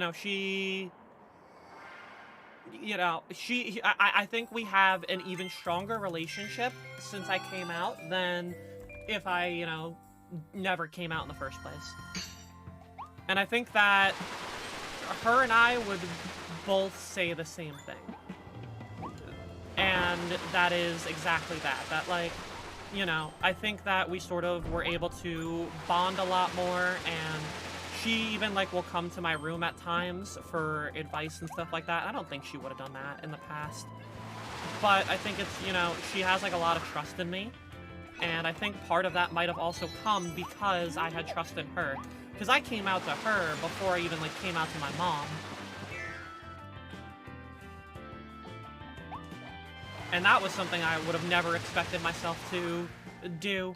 Because I definitely didn't have as strong of a relationship with my sister comparatively to my mother. Okay, hop on the boat, get our meal, break that, dash again, nice, okay. So yeah, I would say as a whole, the journey with my sister has been a very positive one. Remember a few years ago, we didn't really get along much? Yeah, I think part of it has been a maturity development aspect for her, where I think that she's definitely gotten herself to feel more mature, and she's more understanding of the kinds of feelings that I have and the conversations that I want to have. And while she deals with drama, I can also understand her drama issues.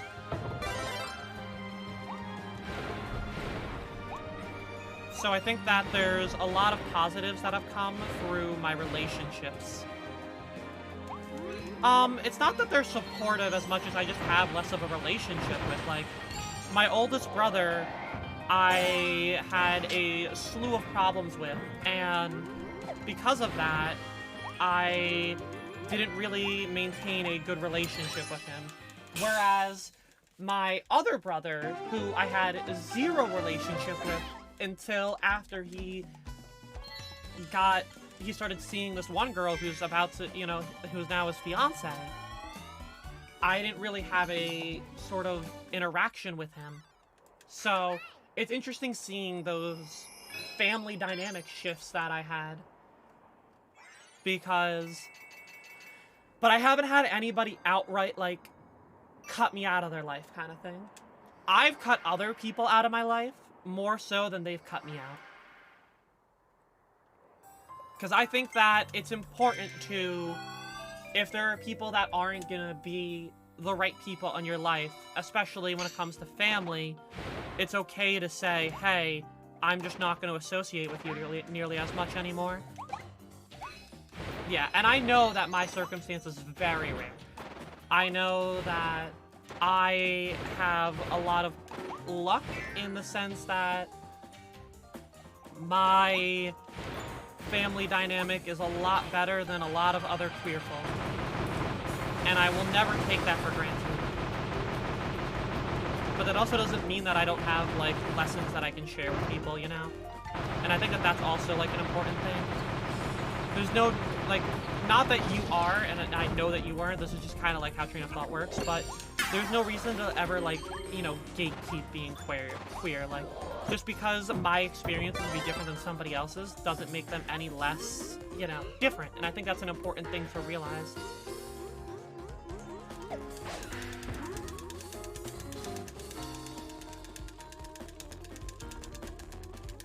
Okay. No. Oh, I thought I had it there.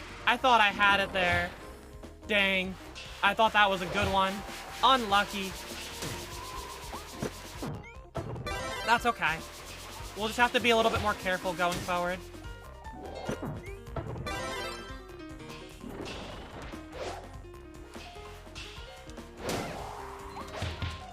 Okay, yeah, I just have to keep swinging here. This is gonna go super slow here, but that's fine. Oh no, I charged too long. Okay, yeah. I'm gonna lose so much time here, chat. Oh my god, my hammer. I can't keep losing it like this. Hello? Hit him? Hit him? Thank you. Okay, we're good. Oh, that was one of the worst fights that I've ever had because of that. That's okay, though. Let's just skip these two here and we'll be good. Let's bonk you. And we're gonna go right here. Okay. Let's just try to skip here. That was 100%. I have no doubt in my mind that I'm skipping this fight here. Yep, there it is. Okay. So that's one fight skipped. I could tell just based off of the height that I got and the speed that I was going up there that it was good. Alright. So that's one boss fight taken care of. Now let's head back up here. And I'm gonna kill you so you don't bother me. Okay, one more.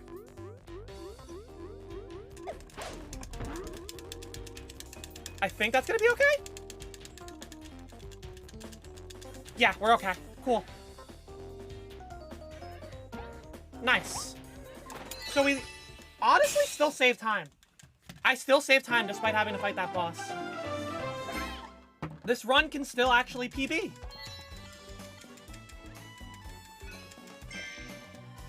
Whew. That felt good. That felt good. Honestly, not bad. Honestly, not bad. Imagine if I just PB, not even on my main stream. I just PB off of It Gets Better.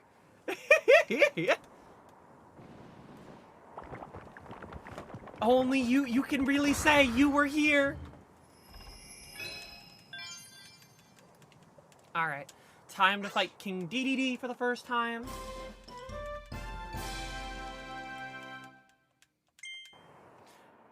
Imagine if I PB. I'm gonna be honest, I didn't expect that I was gonna PB at all. So, the entire time I was sitting here thinking to myself, oh, there's no reason that I would ever, like, have to submit this run, but, like, if I PB, I kind of want to submit it, so I might have to, get the VOD downloaded. Big DDD. I mean, he gonna be big. He definitely gonna become a big DDD. Especially when you compare his size to Kirby. Oh boy, look at them. He's like triple the size of Kirby.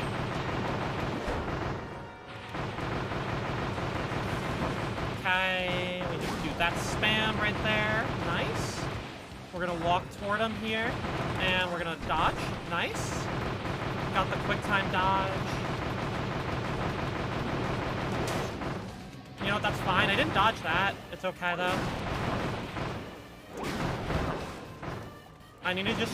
Oh, that was actually really convenient there for time purposes. Alright, skip that. What's up? You're gonna go to this side here. That hammer actually just slowed me down so much. That's funny. I bonked into the hammer instead.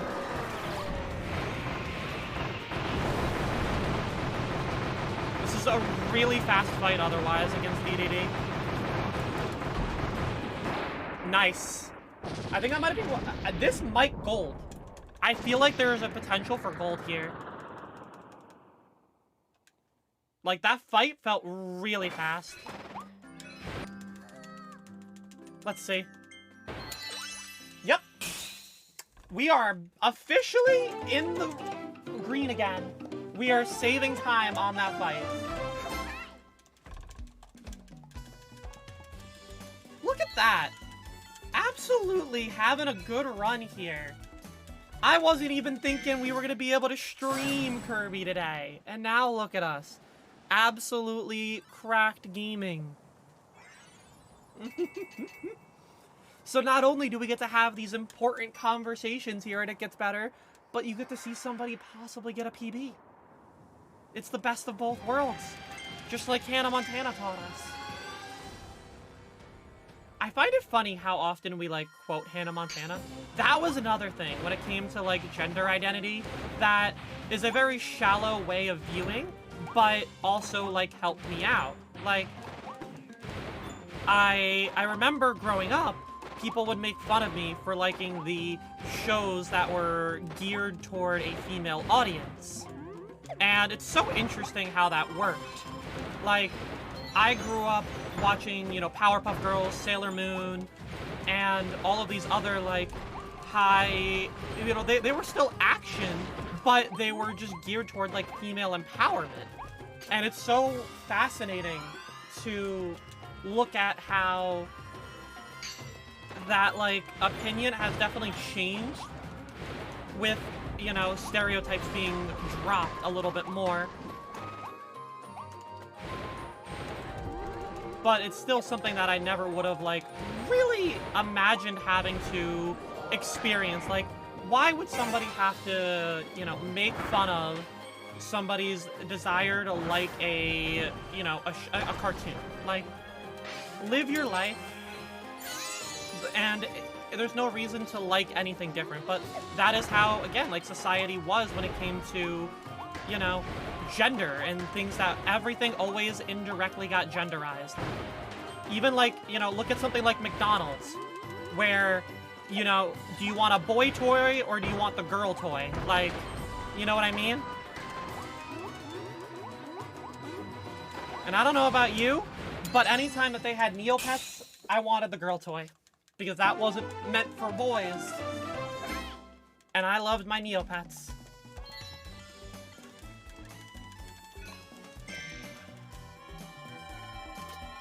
Alright.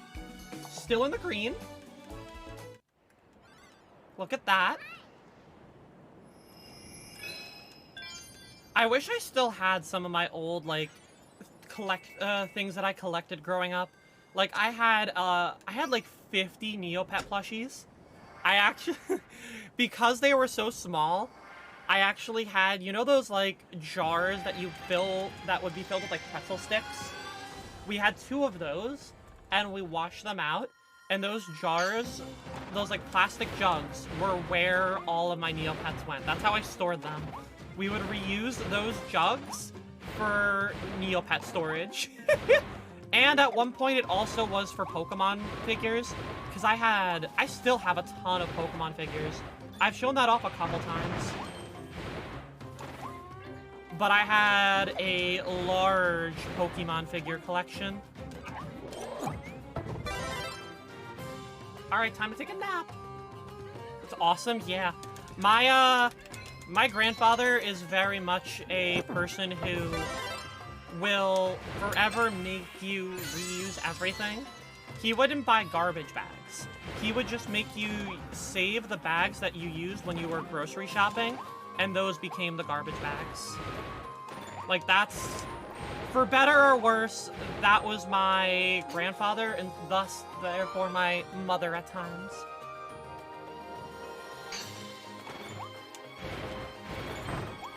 Dash, dash. Whoa. He hit me there. Okay. Well played, little gamer. Oh, am I not gonna make that? Ooh, that's bad. Because I bonked there.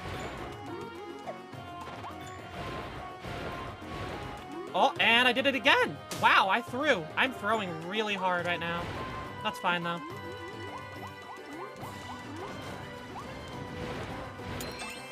I definitely threw probably 10 seconds away right there. Oh my god. Make that like 15 now. That entire room was just abysmally slow. That's okay. Just go around these little froggies. Head up here. I really like this pattern of going around the little croakers here and doing it in one cycle. Float up. Am I gonna make that? I do. Okay. Whew! That was a little closer than I thought it would be. And we're gonna get the water balloon. Alright, let's get rid of these little croakers here. Alright, nice. There goes one. I'm not even gonna hesitate on that one. We get you. Alright, cool. So I'm gonna actually still not lose a ton of time as a whole. Yeah, I ended up only losing 1.5 seconds. For how bad that room was, I'll take it. Still in the green, chat. Still in the green.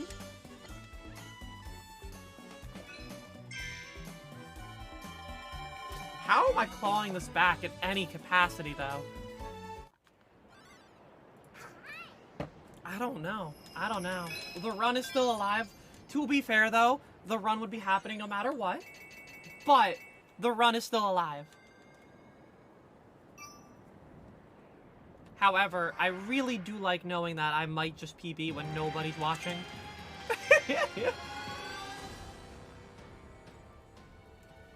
So, I want to gauge a question for anybody who might be here right now. I know for some of you it's late and you've already eaten, but what are your dinner plans? I always like to talk about food, and if you've already had dinner, what did you eat for dinner?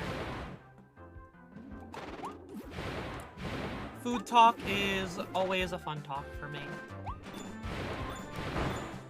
Get that. The run still has PB potential. I mean, I know here's the thing, like, you can see it in my splits, so my sum of best is 5 minutes better than my, what's it called? Than my PB, which means I have 5 minutes of just sheer time saved based off of how fast I have gone in the past. So, in theory, at any given moment, I could just save 5 minutes if I did everything perfectly. But because I've also gotten other golds here, that just furthers that, you know? Thinking of warming up an empanada for dinner. Ooh, okay. Empanada sounds kind of nice. I'm probably gonna eat something that's gonna be just, like, filling as a whole for me, because I want to make sure I'm not really hungry until I get to the airport tomorrow. Jump that, okay. Oh my god, I always lose my jump input there. Okay.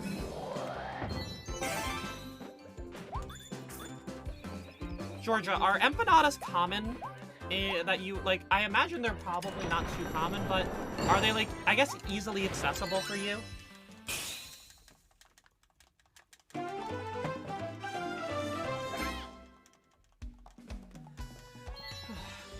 Alright. We got a 5-second time save there. That was... See, like, again, like, I don't know where I'm getting these golds from. I think there is a pork loin that we made earlier this week, and so I'll probably eat some of that.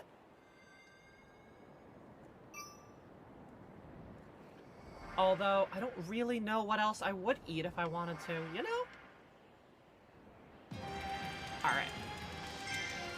Let's head over to the cave here. Time for... There's a lot that you gotta do on this level, but if we can get there, it'll be good. Okay. I bonked. Already starting off great with that bonk there. Hit that poster. Okay. Not bad movement overall. Ignore the light. Go up, and dash, and then hold B, so I instantly suck into it. Don't know what your plans are. You'll figure it out after the stream. Sounds good. Also, again, May, thank you for being here. I appreciate your help.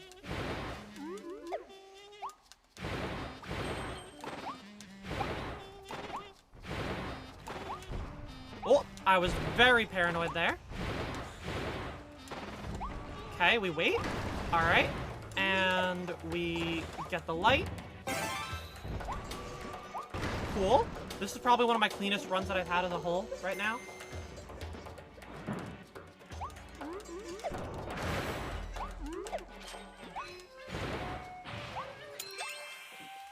You're really enjoying it? Good, I'm glad. And I think as a whole, we're kind of enjoying it. Like, I know there isn't a lot of people here right now, but, you know, whether it's 2 people or 200 people, the whole point of, you know, working with It Gets Better and what it wants to do is that, especially on its Twitch channel, is just being able to help answer people's questions and help guide them in the direction that they need. And I feel like I've already been able to help people do that, even if you know, there isn't 50 people here. And I think, again, like, that's just one of the strong parts about why this charity and what it's doing makes me so happy. Okay. I made sure to play that smart. And I think I ran through that pretty cleanly as a whole. Time for Arc Mouth mode, and then we go into the Silly Dillo fight. It's been a really good conversation, yeah. And again, like, that's what I love. Even not even on this channel, just in general. I love being able to have these good conversations. While I want to provide entertainment, always, like, again, that's my job, is to be entertaining. At the end of the day, what's important right now is that the conversations that we have are conversations that are worth it for people.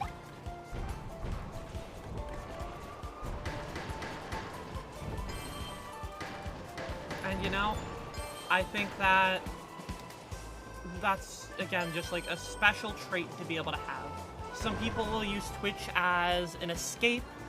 I know I did when I was first coming out.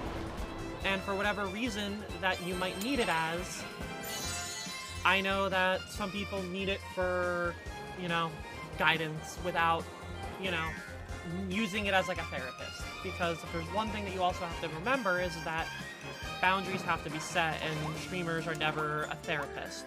But we can offer advice in how we have experienced our own things. And I think, again, that's just something that is good to have more knowledge and more experiences get grasped.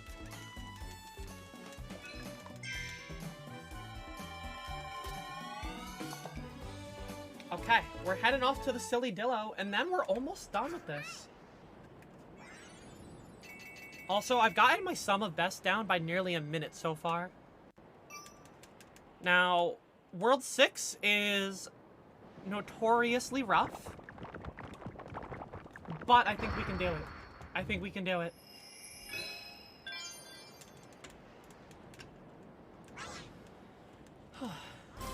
Let's do it. Let's get some excitement going here. I am excited for the potential here of being able to get another PB. It's still wild to me how close we are to, like, actually being able to get one. Because I fully expected to be, like, 2 minutes behind. Like, part of why I gave us, like, a 15-minute buffer was I wanted to make sure that we could complete the run. You had 2 sandwiches that turned out surprisingly decent. Ooh! You know, judging from how food normally is for you, that's a definite we take those. What was on the sandwich? Ooh, I pressed too many buttons there. That'll cost me about a second. Oh my god, I jumped early. Alright, well, we kind of threw a little bit, chat. Alright, we're fine though. We should still be fine. I probably lost about 4 seconds there. You made them? Oh, so that's why they were decent.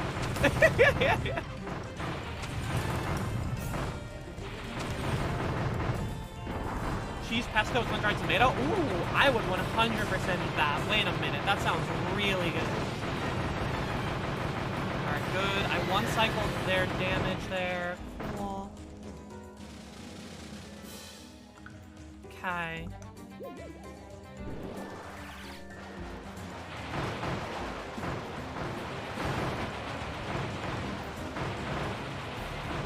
I'm not gonna try to move too much into their, like, overall damage.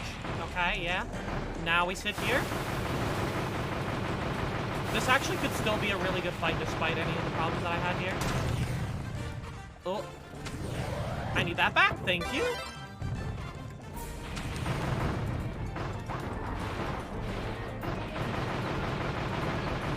Alright. Whew.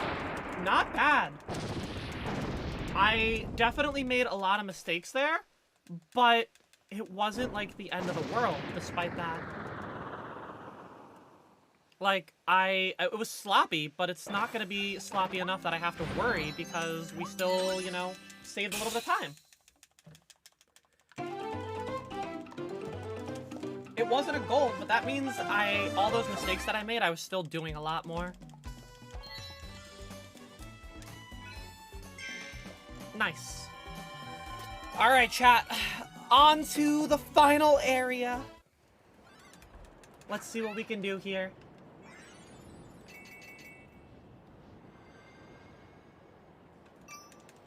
Will we PB? Let's find out. You know what's really great?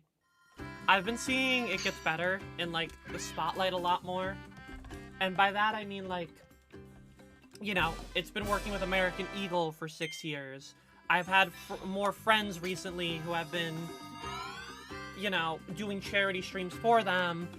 Even, like, one of the companies that makes things for my personal channel is, you know, donating proceeds to It Gets Better. And for me, it warms my heart so much every time I see more and more, you know, outreach going to this charity, because I know how special this charity is to me, that I want other people to be able to also have that same special experience. Ooh, did I take damage there? Oh no, I took damage there though. This is a woofy. I could not see through that meteor there where I was going. Alright, time to just focus up here and not let this bunny annoy me. Okay, cool. Bunny didn't annoy me too much there, so that's fine. If I had to turn around there, I was gonna be so upset. But we were okay.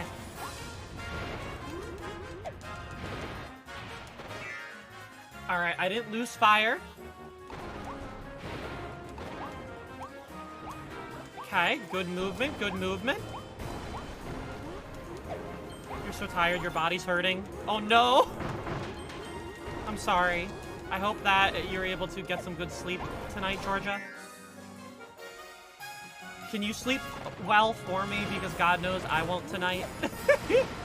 Me having to literally wake up in like 8 hours? It's not 8 hours. I'm waking up in 9 hours to 10 hours. Yeah, it's about 10 hours from now I'm waking up. I don't know what it is about this level that just gives me so many issues.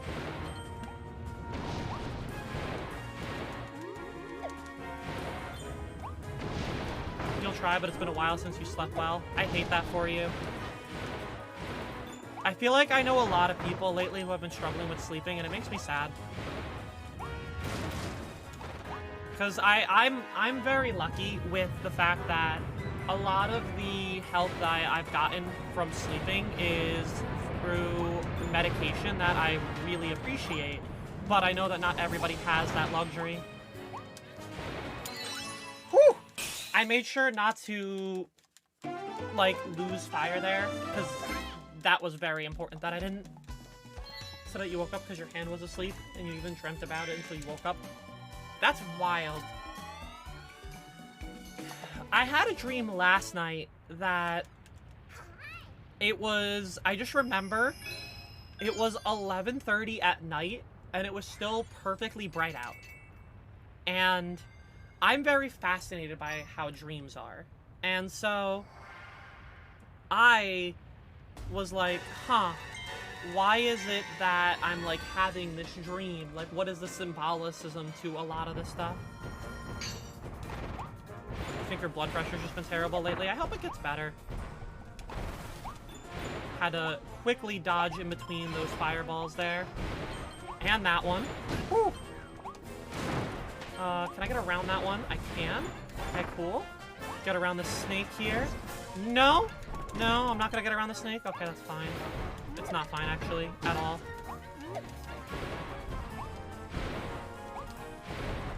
Oh, nope. Oh my god, I should have just stayed low. I should have just stayed low. I should have just stayed low. That's fine, though. It's fine. Everything's fine. Get our meal right now. Avoid that. Okay. Yep. Dash there. Okay, cool. We still have fire, so it's all okay. Because what's important is that I still have fire. Okay, where are you gonna jump to? Right here? Okay. Wow, that flattened me, huh? You normally don't impact me at all. Must have been the position I was standing in. Whatever. I think it was still faster as a whole. And then this room will be faster because I have fire.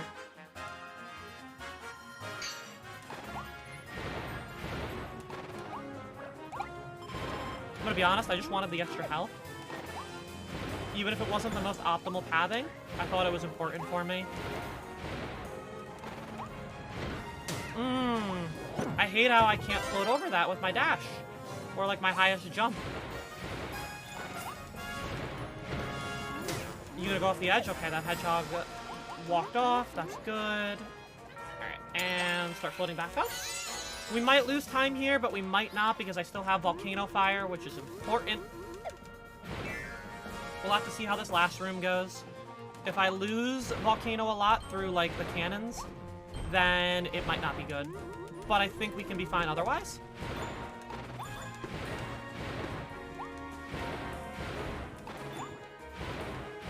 Okay.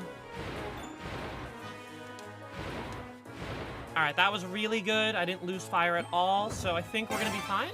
Just get in the boat. There we go.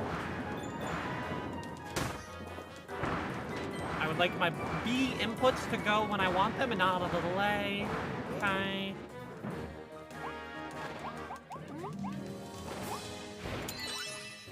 Okay, we still saved time there. That was sloppy and we still saved time. I'm excited. I'm excited. We might be able to do it. I think I'm going to be extra careful with the shopping segment. And I'm going to make sure that I don't run out of things.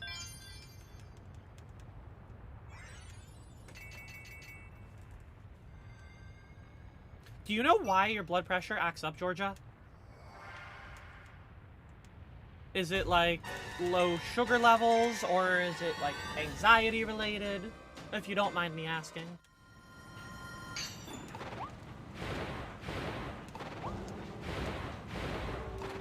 Alright.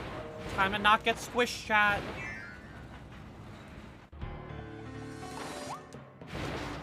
Okay. Just don't whiff on these inputs here. Oh. Almost did.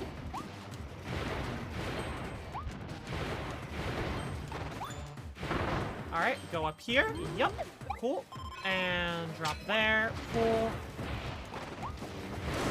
Nice. That's fine. You've done multiple blood tests, but nothing comes up. That's so frustrating. It sounds like it's similar to me with my breathing issues. You know, like, nothing comes through, ever. And so you just get to sit there wondering what's wrong.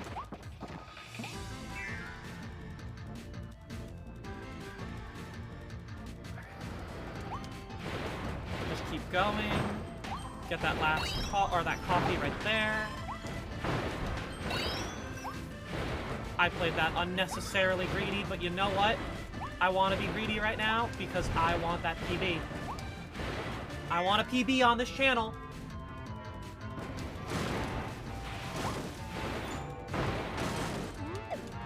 Oh, I almost missed the coffee. Oh, that would have been bad. Alright, we're fine.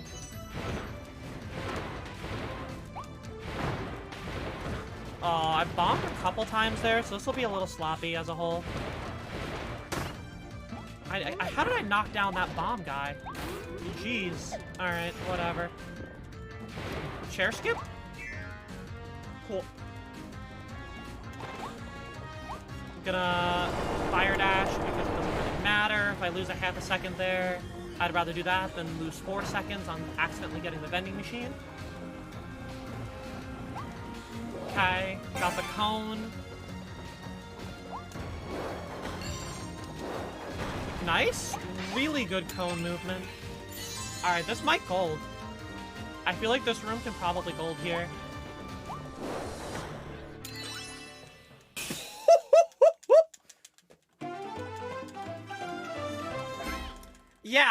Yeah, I think that room was gonna gold. I think I was gonna gold there. Sheesh. Okay. We have ourselves a legitimate run right now. Things you love to see. Things you love to see. Yeah, I probably just never have been able to have fire in, like, a good run to be able to gold that. Because I always would lose it on, like, 6-1 or 6-2. Alright, now we head back to town and we go shopping.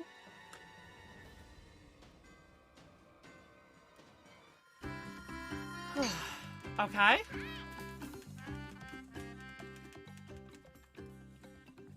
So I need to buy... I'm gonna be very paranoid with my overall shopping.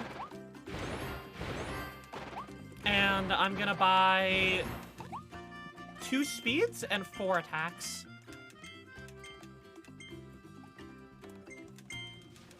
I think that's the plan. 2 speeds, 4 attacks. And I'm gonna bank one of the attacks.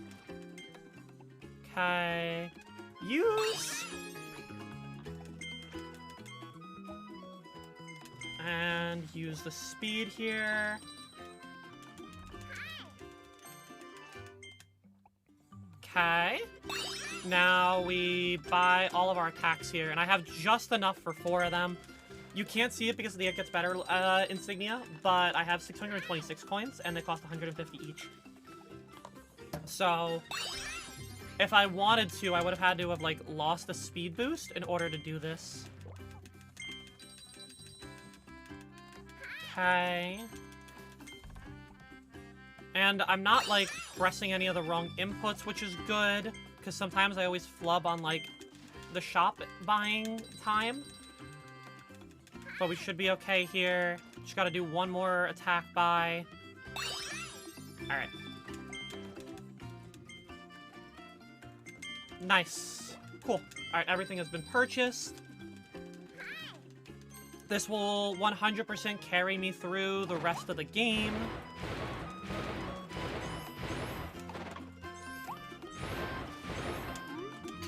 And now we head off to 6-4, chat. There is a boss rush in these next couple areas, so it's just going to be a lot of fighting in the video game.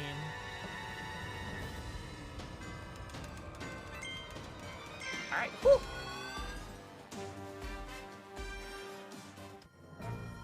Let's get it going, chat.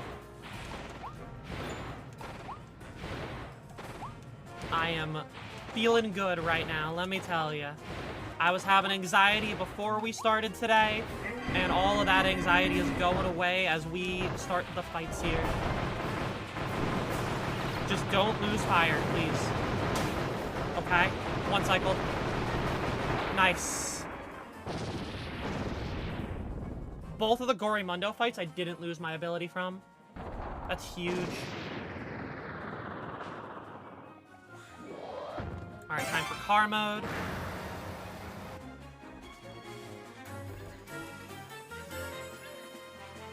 This run has been very fortunate with the RNG that it's provided me.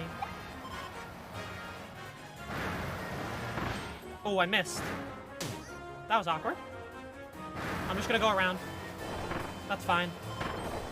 I'm not gonna try to mess it up again.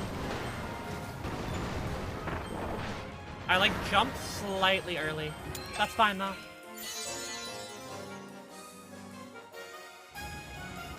Nothing to worry about.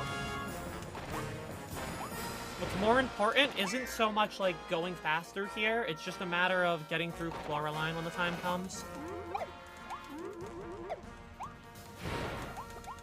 Like, this silly Dillo fight, whatever.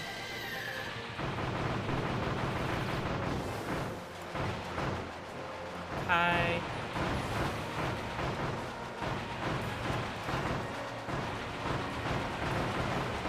Am I gonna kill? Wow, I got him. That's probably the fastest that I got through that silly Dillo there. Like, he didn't even break out of that cycle. That was really good. Okay.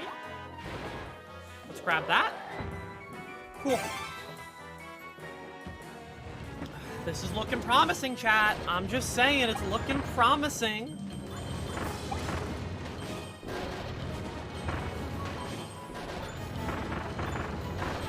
And now we go below.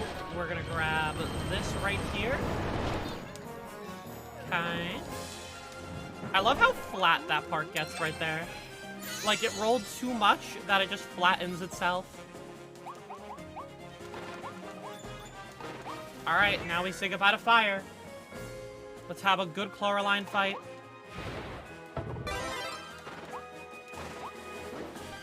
Hi.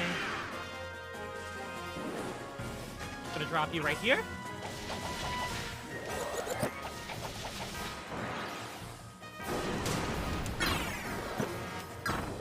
Oh, I missed that.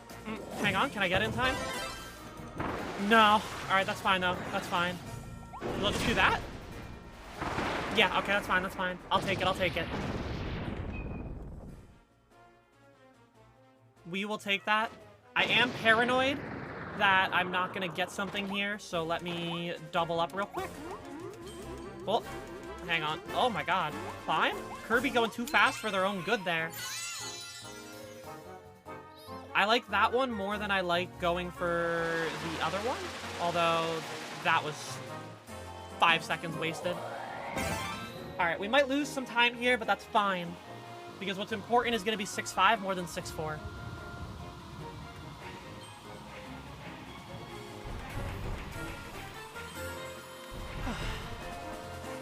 The potential is real, let me tell you, chat. Dodge that. Give me the speed boost option. Don't give me the slow-mo option. It's probably because I'm on Spring Breeze mode. I bet you at this point here, I wonder if it would be, like, interesting, like, does it slow down if you're on the harder difficulty? Because would it be interesting to, like, switch to the harder difficulty right before you get on this to, like, save a couple of seconds? I wonder. I don't think it does this, though, but I could be wrong. Yeah, we're losing a fair amount of time. But that's fine. Because we're still plenty ahead here.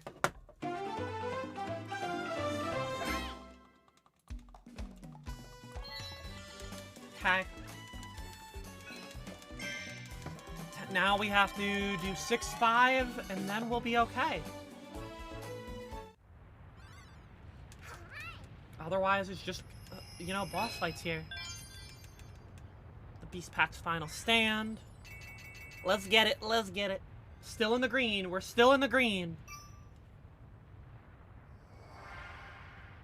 Now, I know that my final fight, I have to be really good on, and if I don't, like, save time here. But I can still save easily another, like, 40 seconds here, if I just hit the skip first try. It's very late, so you'll try to sleep. Georgia, go get some sleep. Thanks so much for hanging out. I will message you probably when I wake up, because I'll need somebody to talk to when I'm on the way to the airport. So I'll talk to you later.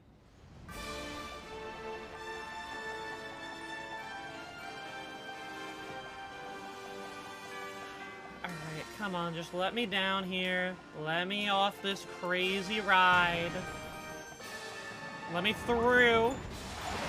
Alright, it begins. It begins. The final level. Hit that sign. Nice. Good start. Let's ignore the shopping cart there. And then we go to the second one over... Ooh. Okay, that's fine. That's fine. Honestly, I'll take it. Let's go, Chad. I got called bestie. I did it.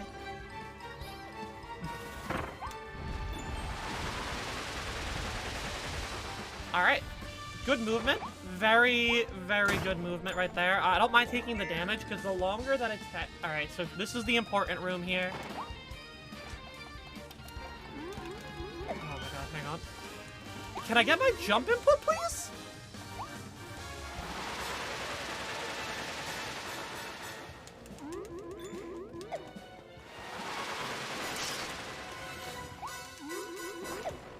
No! Get back up, get back up. Okay, okay, okay. Oh, it's fine, it's fine, it's fine. I landed up there, right? Surely I'm fine. Yeah, okay. Okay, we take that, we take that. That's fine, that's fine. That still wasn't bad at all, because I didn't have to go around it in the slightest. Okay.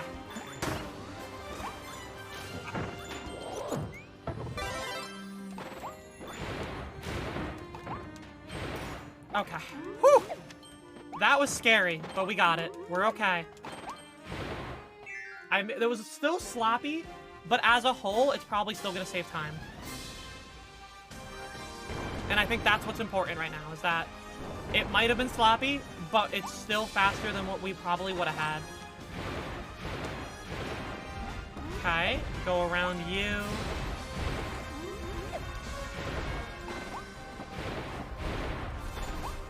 Beautiful. Keep it going. All right. Go under. Nice. Okay. That was pretty good. Alright, tip that over, get in the vents. Alright, I'm feeling confident right now, going through this. I have the confidence, chat.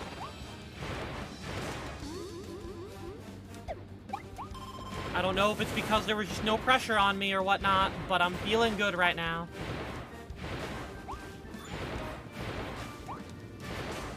Hit that sign. Cool.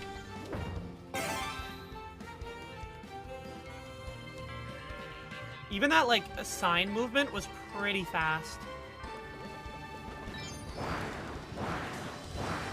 Go around the gators. Really? That little guy got me? Oh, alright. Get up. Beautiful. And now we just dash forever. And one more. Okay. Awesome. This is looking really good, chat. It's looking really good. Okay, we get rid of these goons. And mouthful? Alright. I'm ready. I'm ready. I'm ready. I'm ready. Alright. Now we just gotta get through this room here, and everything will be great.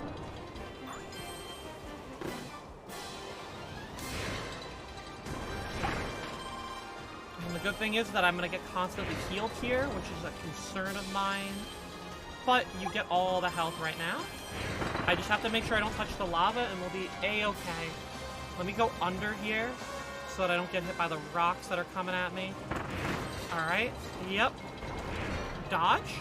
Whoo, that movement's out. Where does that rock go? Like, that one just kind of comes out of nowhere, you know? Alright. Slide on in. Beautiful. And because we have fire here, I don't have to stress about, like, optimal movement. Although I did just lose fire. So, you know. I feel like that's the first time I've lost fire at that exact spot, too. Okay. Bonk that, grab that. Okay. Wow! That was a new one. Okay. Let's go up here. Don't... Oh my god. Alright, chat. We have to pray that I can still beat the boss here. Otherwise, we're not going to PB. Because I got knocked into the water. Or the lava. I feel like I should still be okay. But I don't really know. I'm gonna be honest. Gotta hope for the best. We're gonna save time for sure. It's a good thing I got the wanted posters. Yeah, still 26-second time save there. We're a minute ahead right now.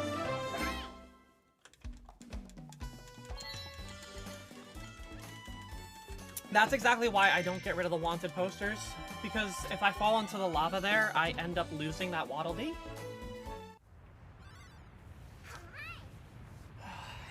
Alright, we're a minute ahead.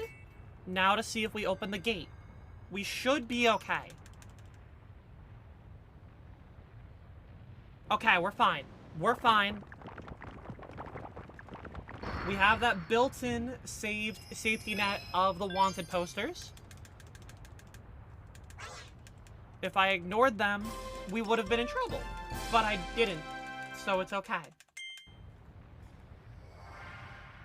Alright, time for the final fights. We got DDD, Leonger, and then the Fectos. But we're only on the boss gauntlet now.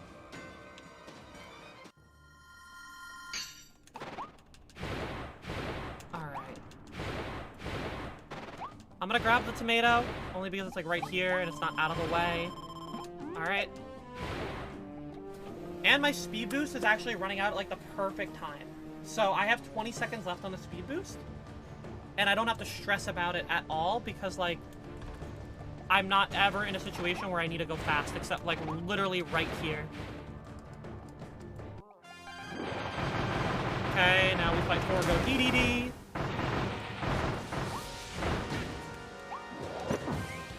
Very sloppy start to the Forgo DDD fight, if I'm gonna be honest with you. Is he gonna run? Is this run at me? This is Tornado. Okay.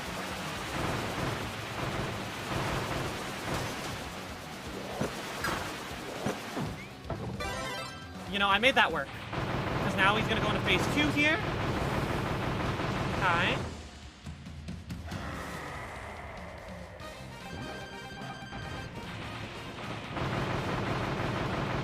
Follow the doggy.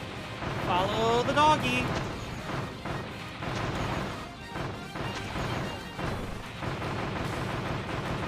Alright. Just don't jump in the air. Alright, we're fine here. Nice. Good job, good job. Having the attack boost there is something I don't normally have, so it went super quick. And then there's no power-up for me to worry about dodging. 20-second time save.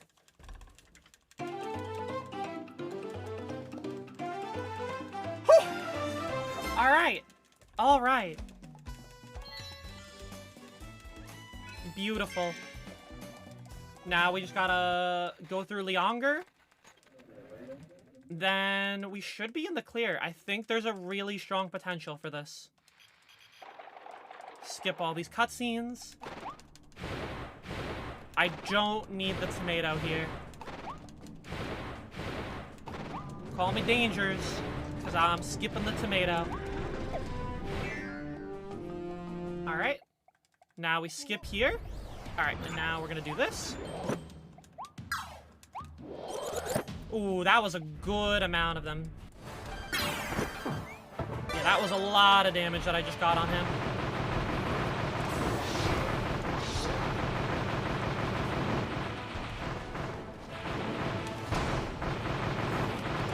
Nice. Already on to phase 2, Leonger.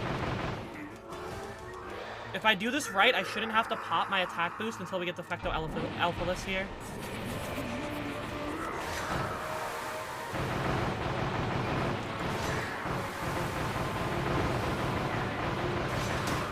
Ooh. Okay, hang on. I'm gonna shoot that at him, just so I can get a little extra damage. And then we just damage boost through this.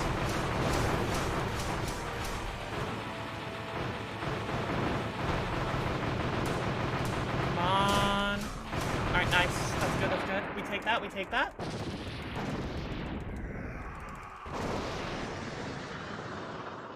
We're gonna still save time. Nice. Alright, we have 1 minute and 47 seconds to work with here on this run. 1 minute and 47 seconds. That's huge. I need at least half HP, so we'll just get that anyway. Okay. Alright. Now we just hold down B. Yeah, this is going really well.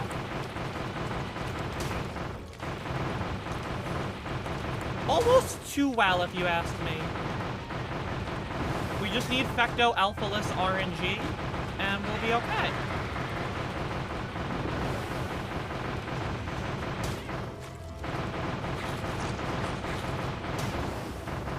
Alright. Good.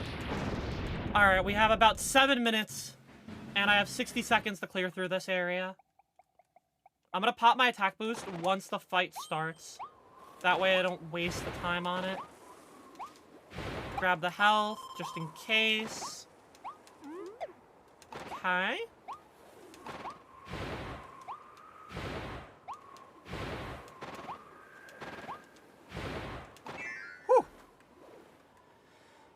Alright, let's head up here. Alright. Let's pop it now. Cool. Alright, let's begin the finale of Kirby and the Forgotten Land.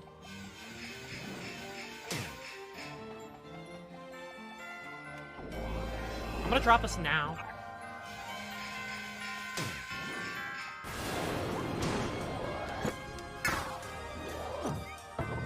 Okay.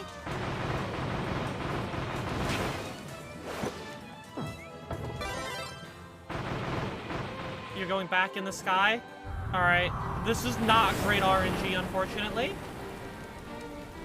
In fact, this is one of the slower moves to have seen right now from them.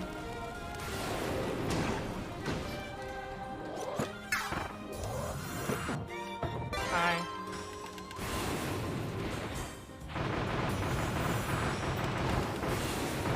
Okay, we're fine, we're fine. Phase 2, please? Can you hit the ground? Okay. What's this gonna be? Oh, it's this move? Oh my god, I'm throwing so hard.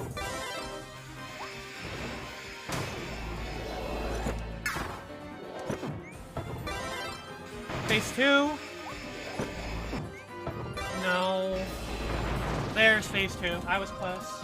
Okay, that's fine. We still have our attack boost. Okay. This is fine. Just dodge the meteor swarm.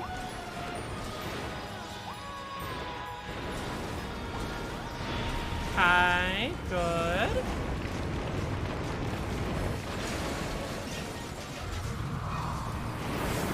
I gotta stop doing the slow-mo move there, because I think it's just better if I do this instead.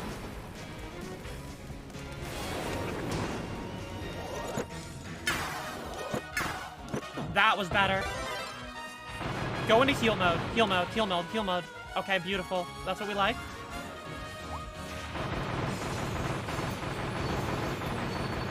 Heal is probably our best answer for being able to hit him to phase 3 real quick.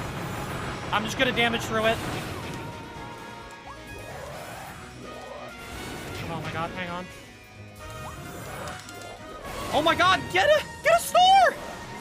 Oh my god. That was so bad. I just kept trying to get a star. It was literally just like a sliver of health that I needed for that final part there, and I wasted 20 seconds. I think we can still PB though.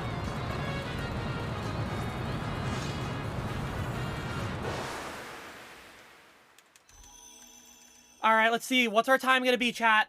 It's gonna be about 3 minutes from here to beat it. So we're probably gonna save like 30 seconds? It was a very sloppy boss battle at the end. Whew.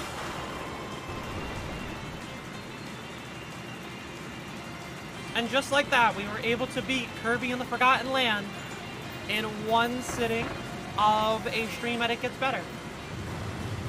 Now, I don't know about you, but I don't think anybody else has speedrun on this channel before. I definitely brought you a little bit of uniqueness.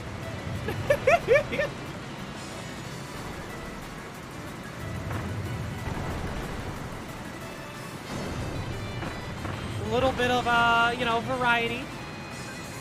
Definitely going a long way, let me tell you. Go around those booms. Okay. I don't think I've actually ever streamed the same game multiple times on It Gets Better. Like, I think every time I've streamed a game, it's always been something different. I thought I was about to drive off. A way to throw the run would have just been that, exactly that.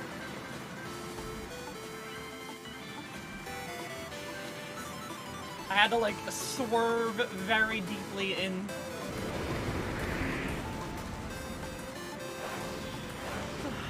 Alright, let's do it.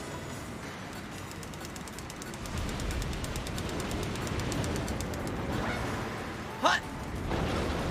Jump! Alright, final part here. Final part. Yeah, we're losing time for sure, but it's just a matter of... We're still gonna PB. That much is for sure. It's gonna PB by probably about like 45, 50 seconds.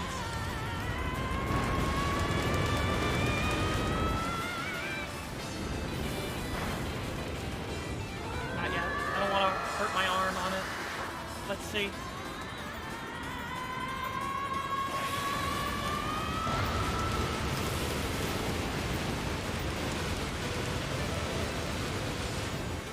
Alright, let's get the time ready. What's it gonna be? Maybe I save a minute. Maybe I'm gonna save a minute.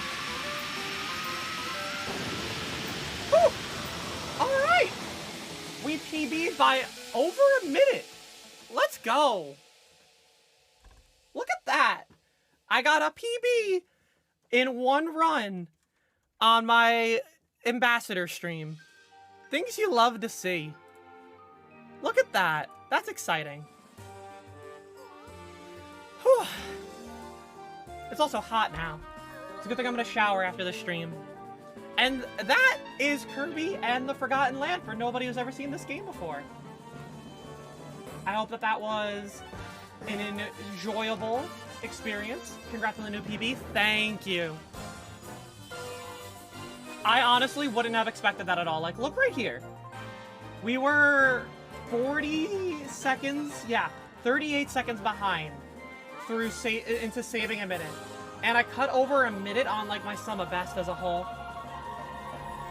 It's just kind of crazy. The power of gaming. Truly, Pride Month blessed us with a stream, and Pride Month blessed us with the power of gaming. Things you love to see. Well, and you know, I'm gonna be honest, I didn't give myself enough credit. I gave myself a buffer that I was like, oh, I'll switch over at like 15 minutes into the stream. That way I have enough time to complete the run, because the last thing I want to do is not finish a run. Yeah. But we did it. Yo, Texie, thank you for the congrats. I don't know if how long you've been here for, but it's nice to have you. Look at us. We did it. The accidental PB. You love to see it. You love to see it. Yeah.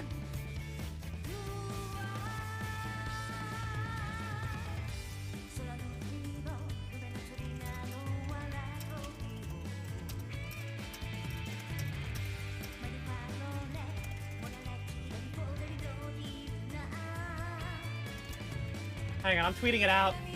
Yeah.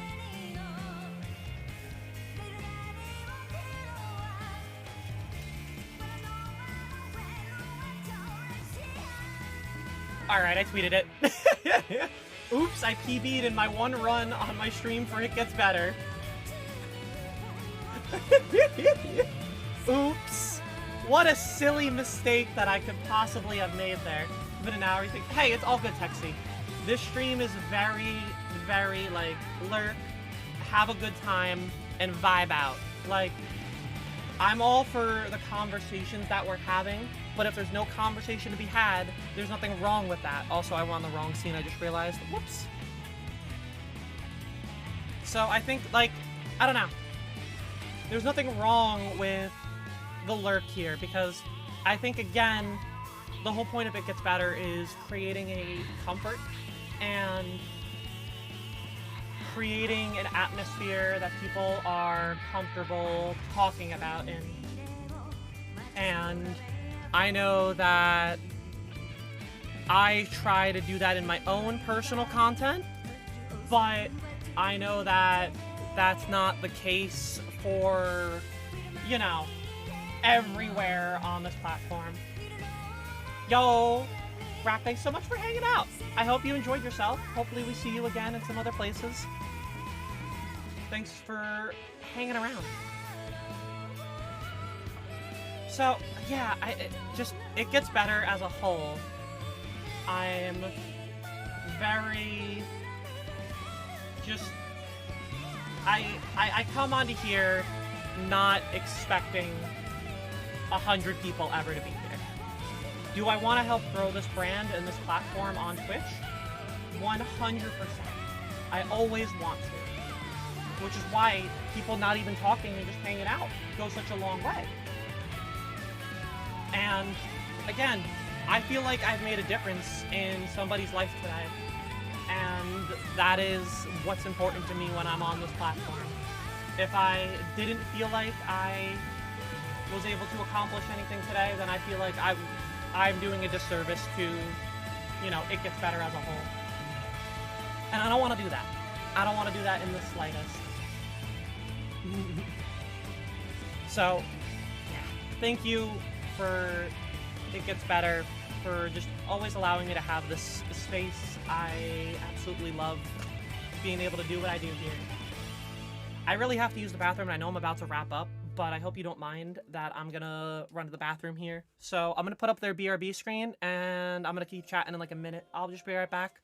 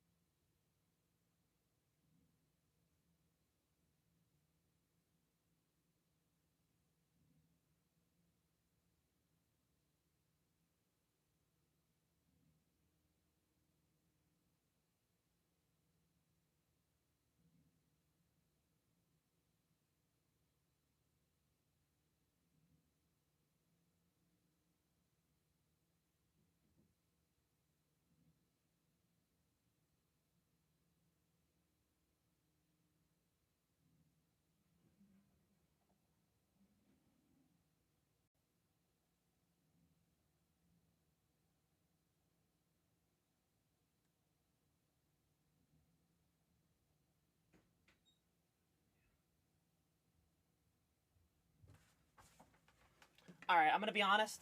I really, really wanted to wait until I ended, but I had to use the bathroom for half of that run, and I would have gladly went to the bathroom during that run if I wasn't in a potential chance to PB.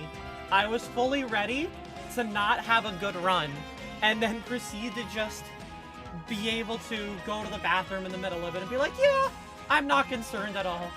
But no, I had to be stinky, and I had to decide to get a PB and be good at a game again. I know, how rude of me, chat. I know, aren't I just the worst? It happens, yeah, we just accidentally PB. So, let me give the rundown. So for those who don't know who I am, my name is Baeginning, my pronouns are she, her. I'm a trans woman, lesbian, and I stream on this platform all the time.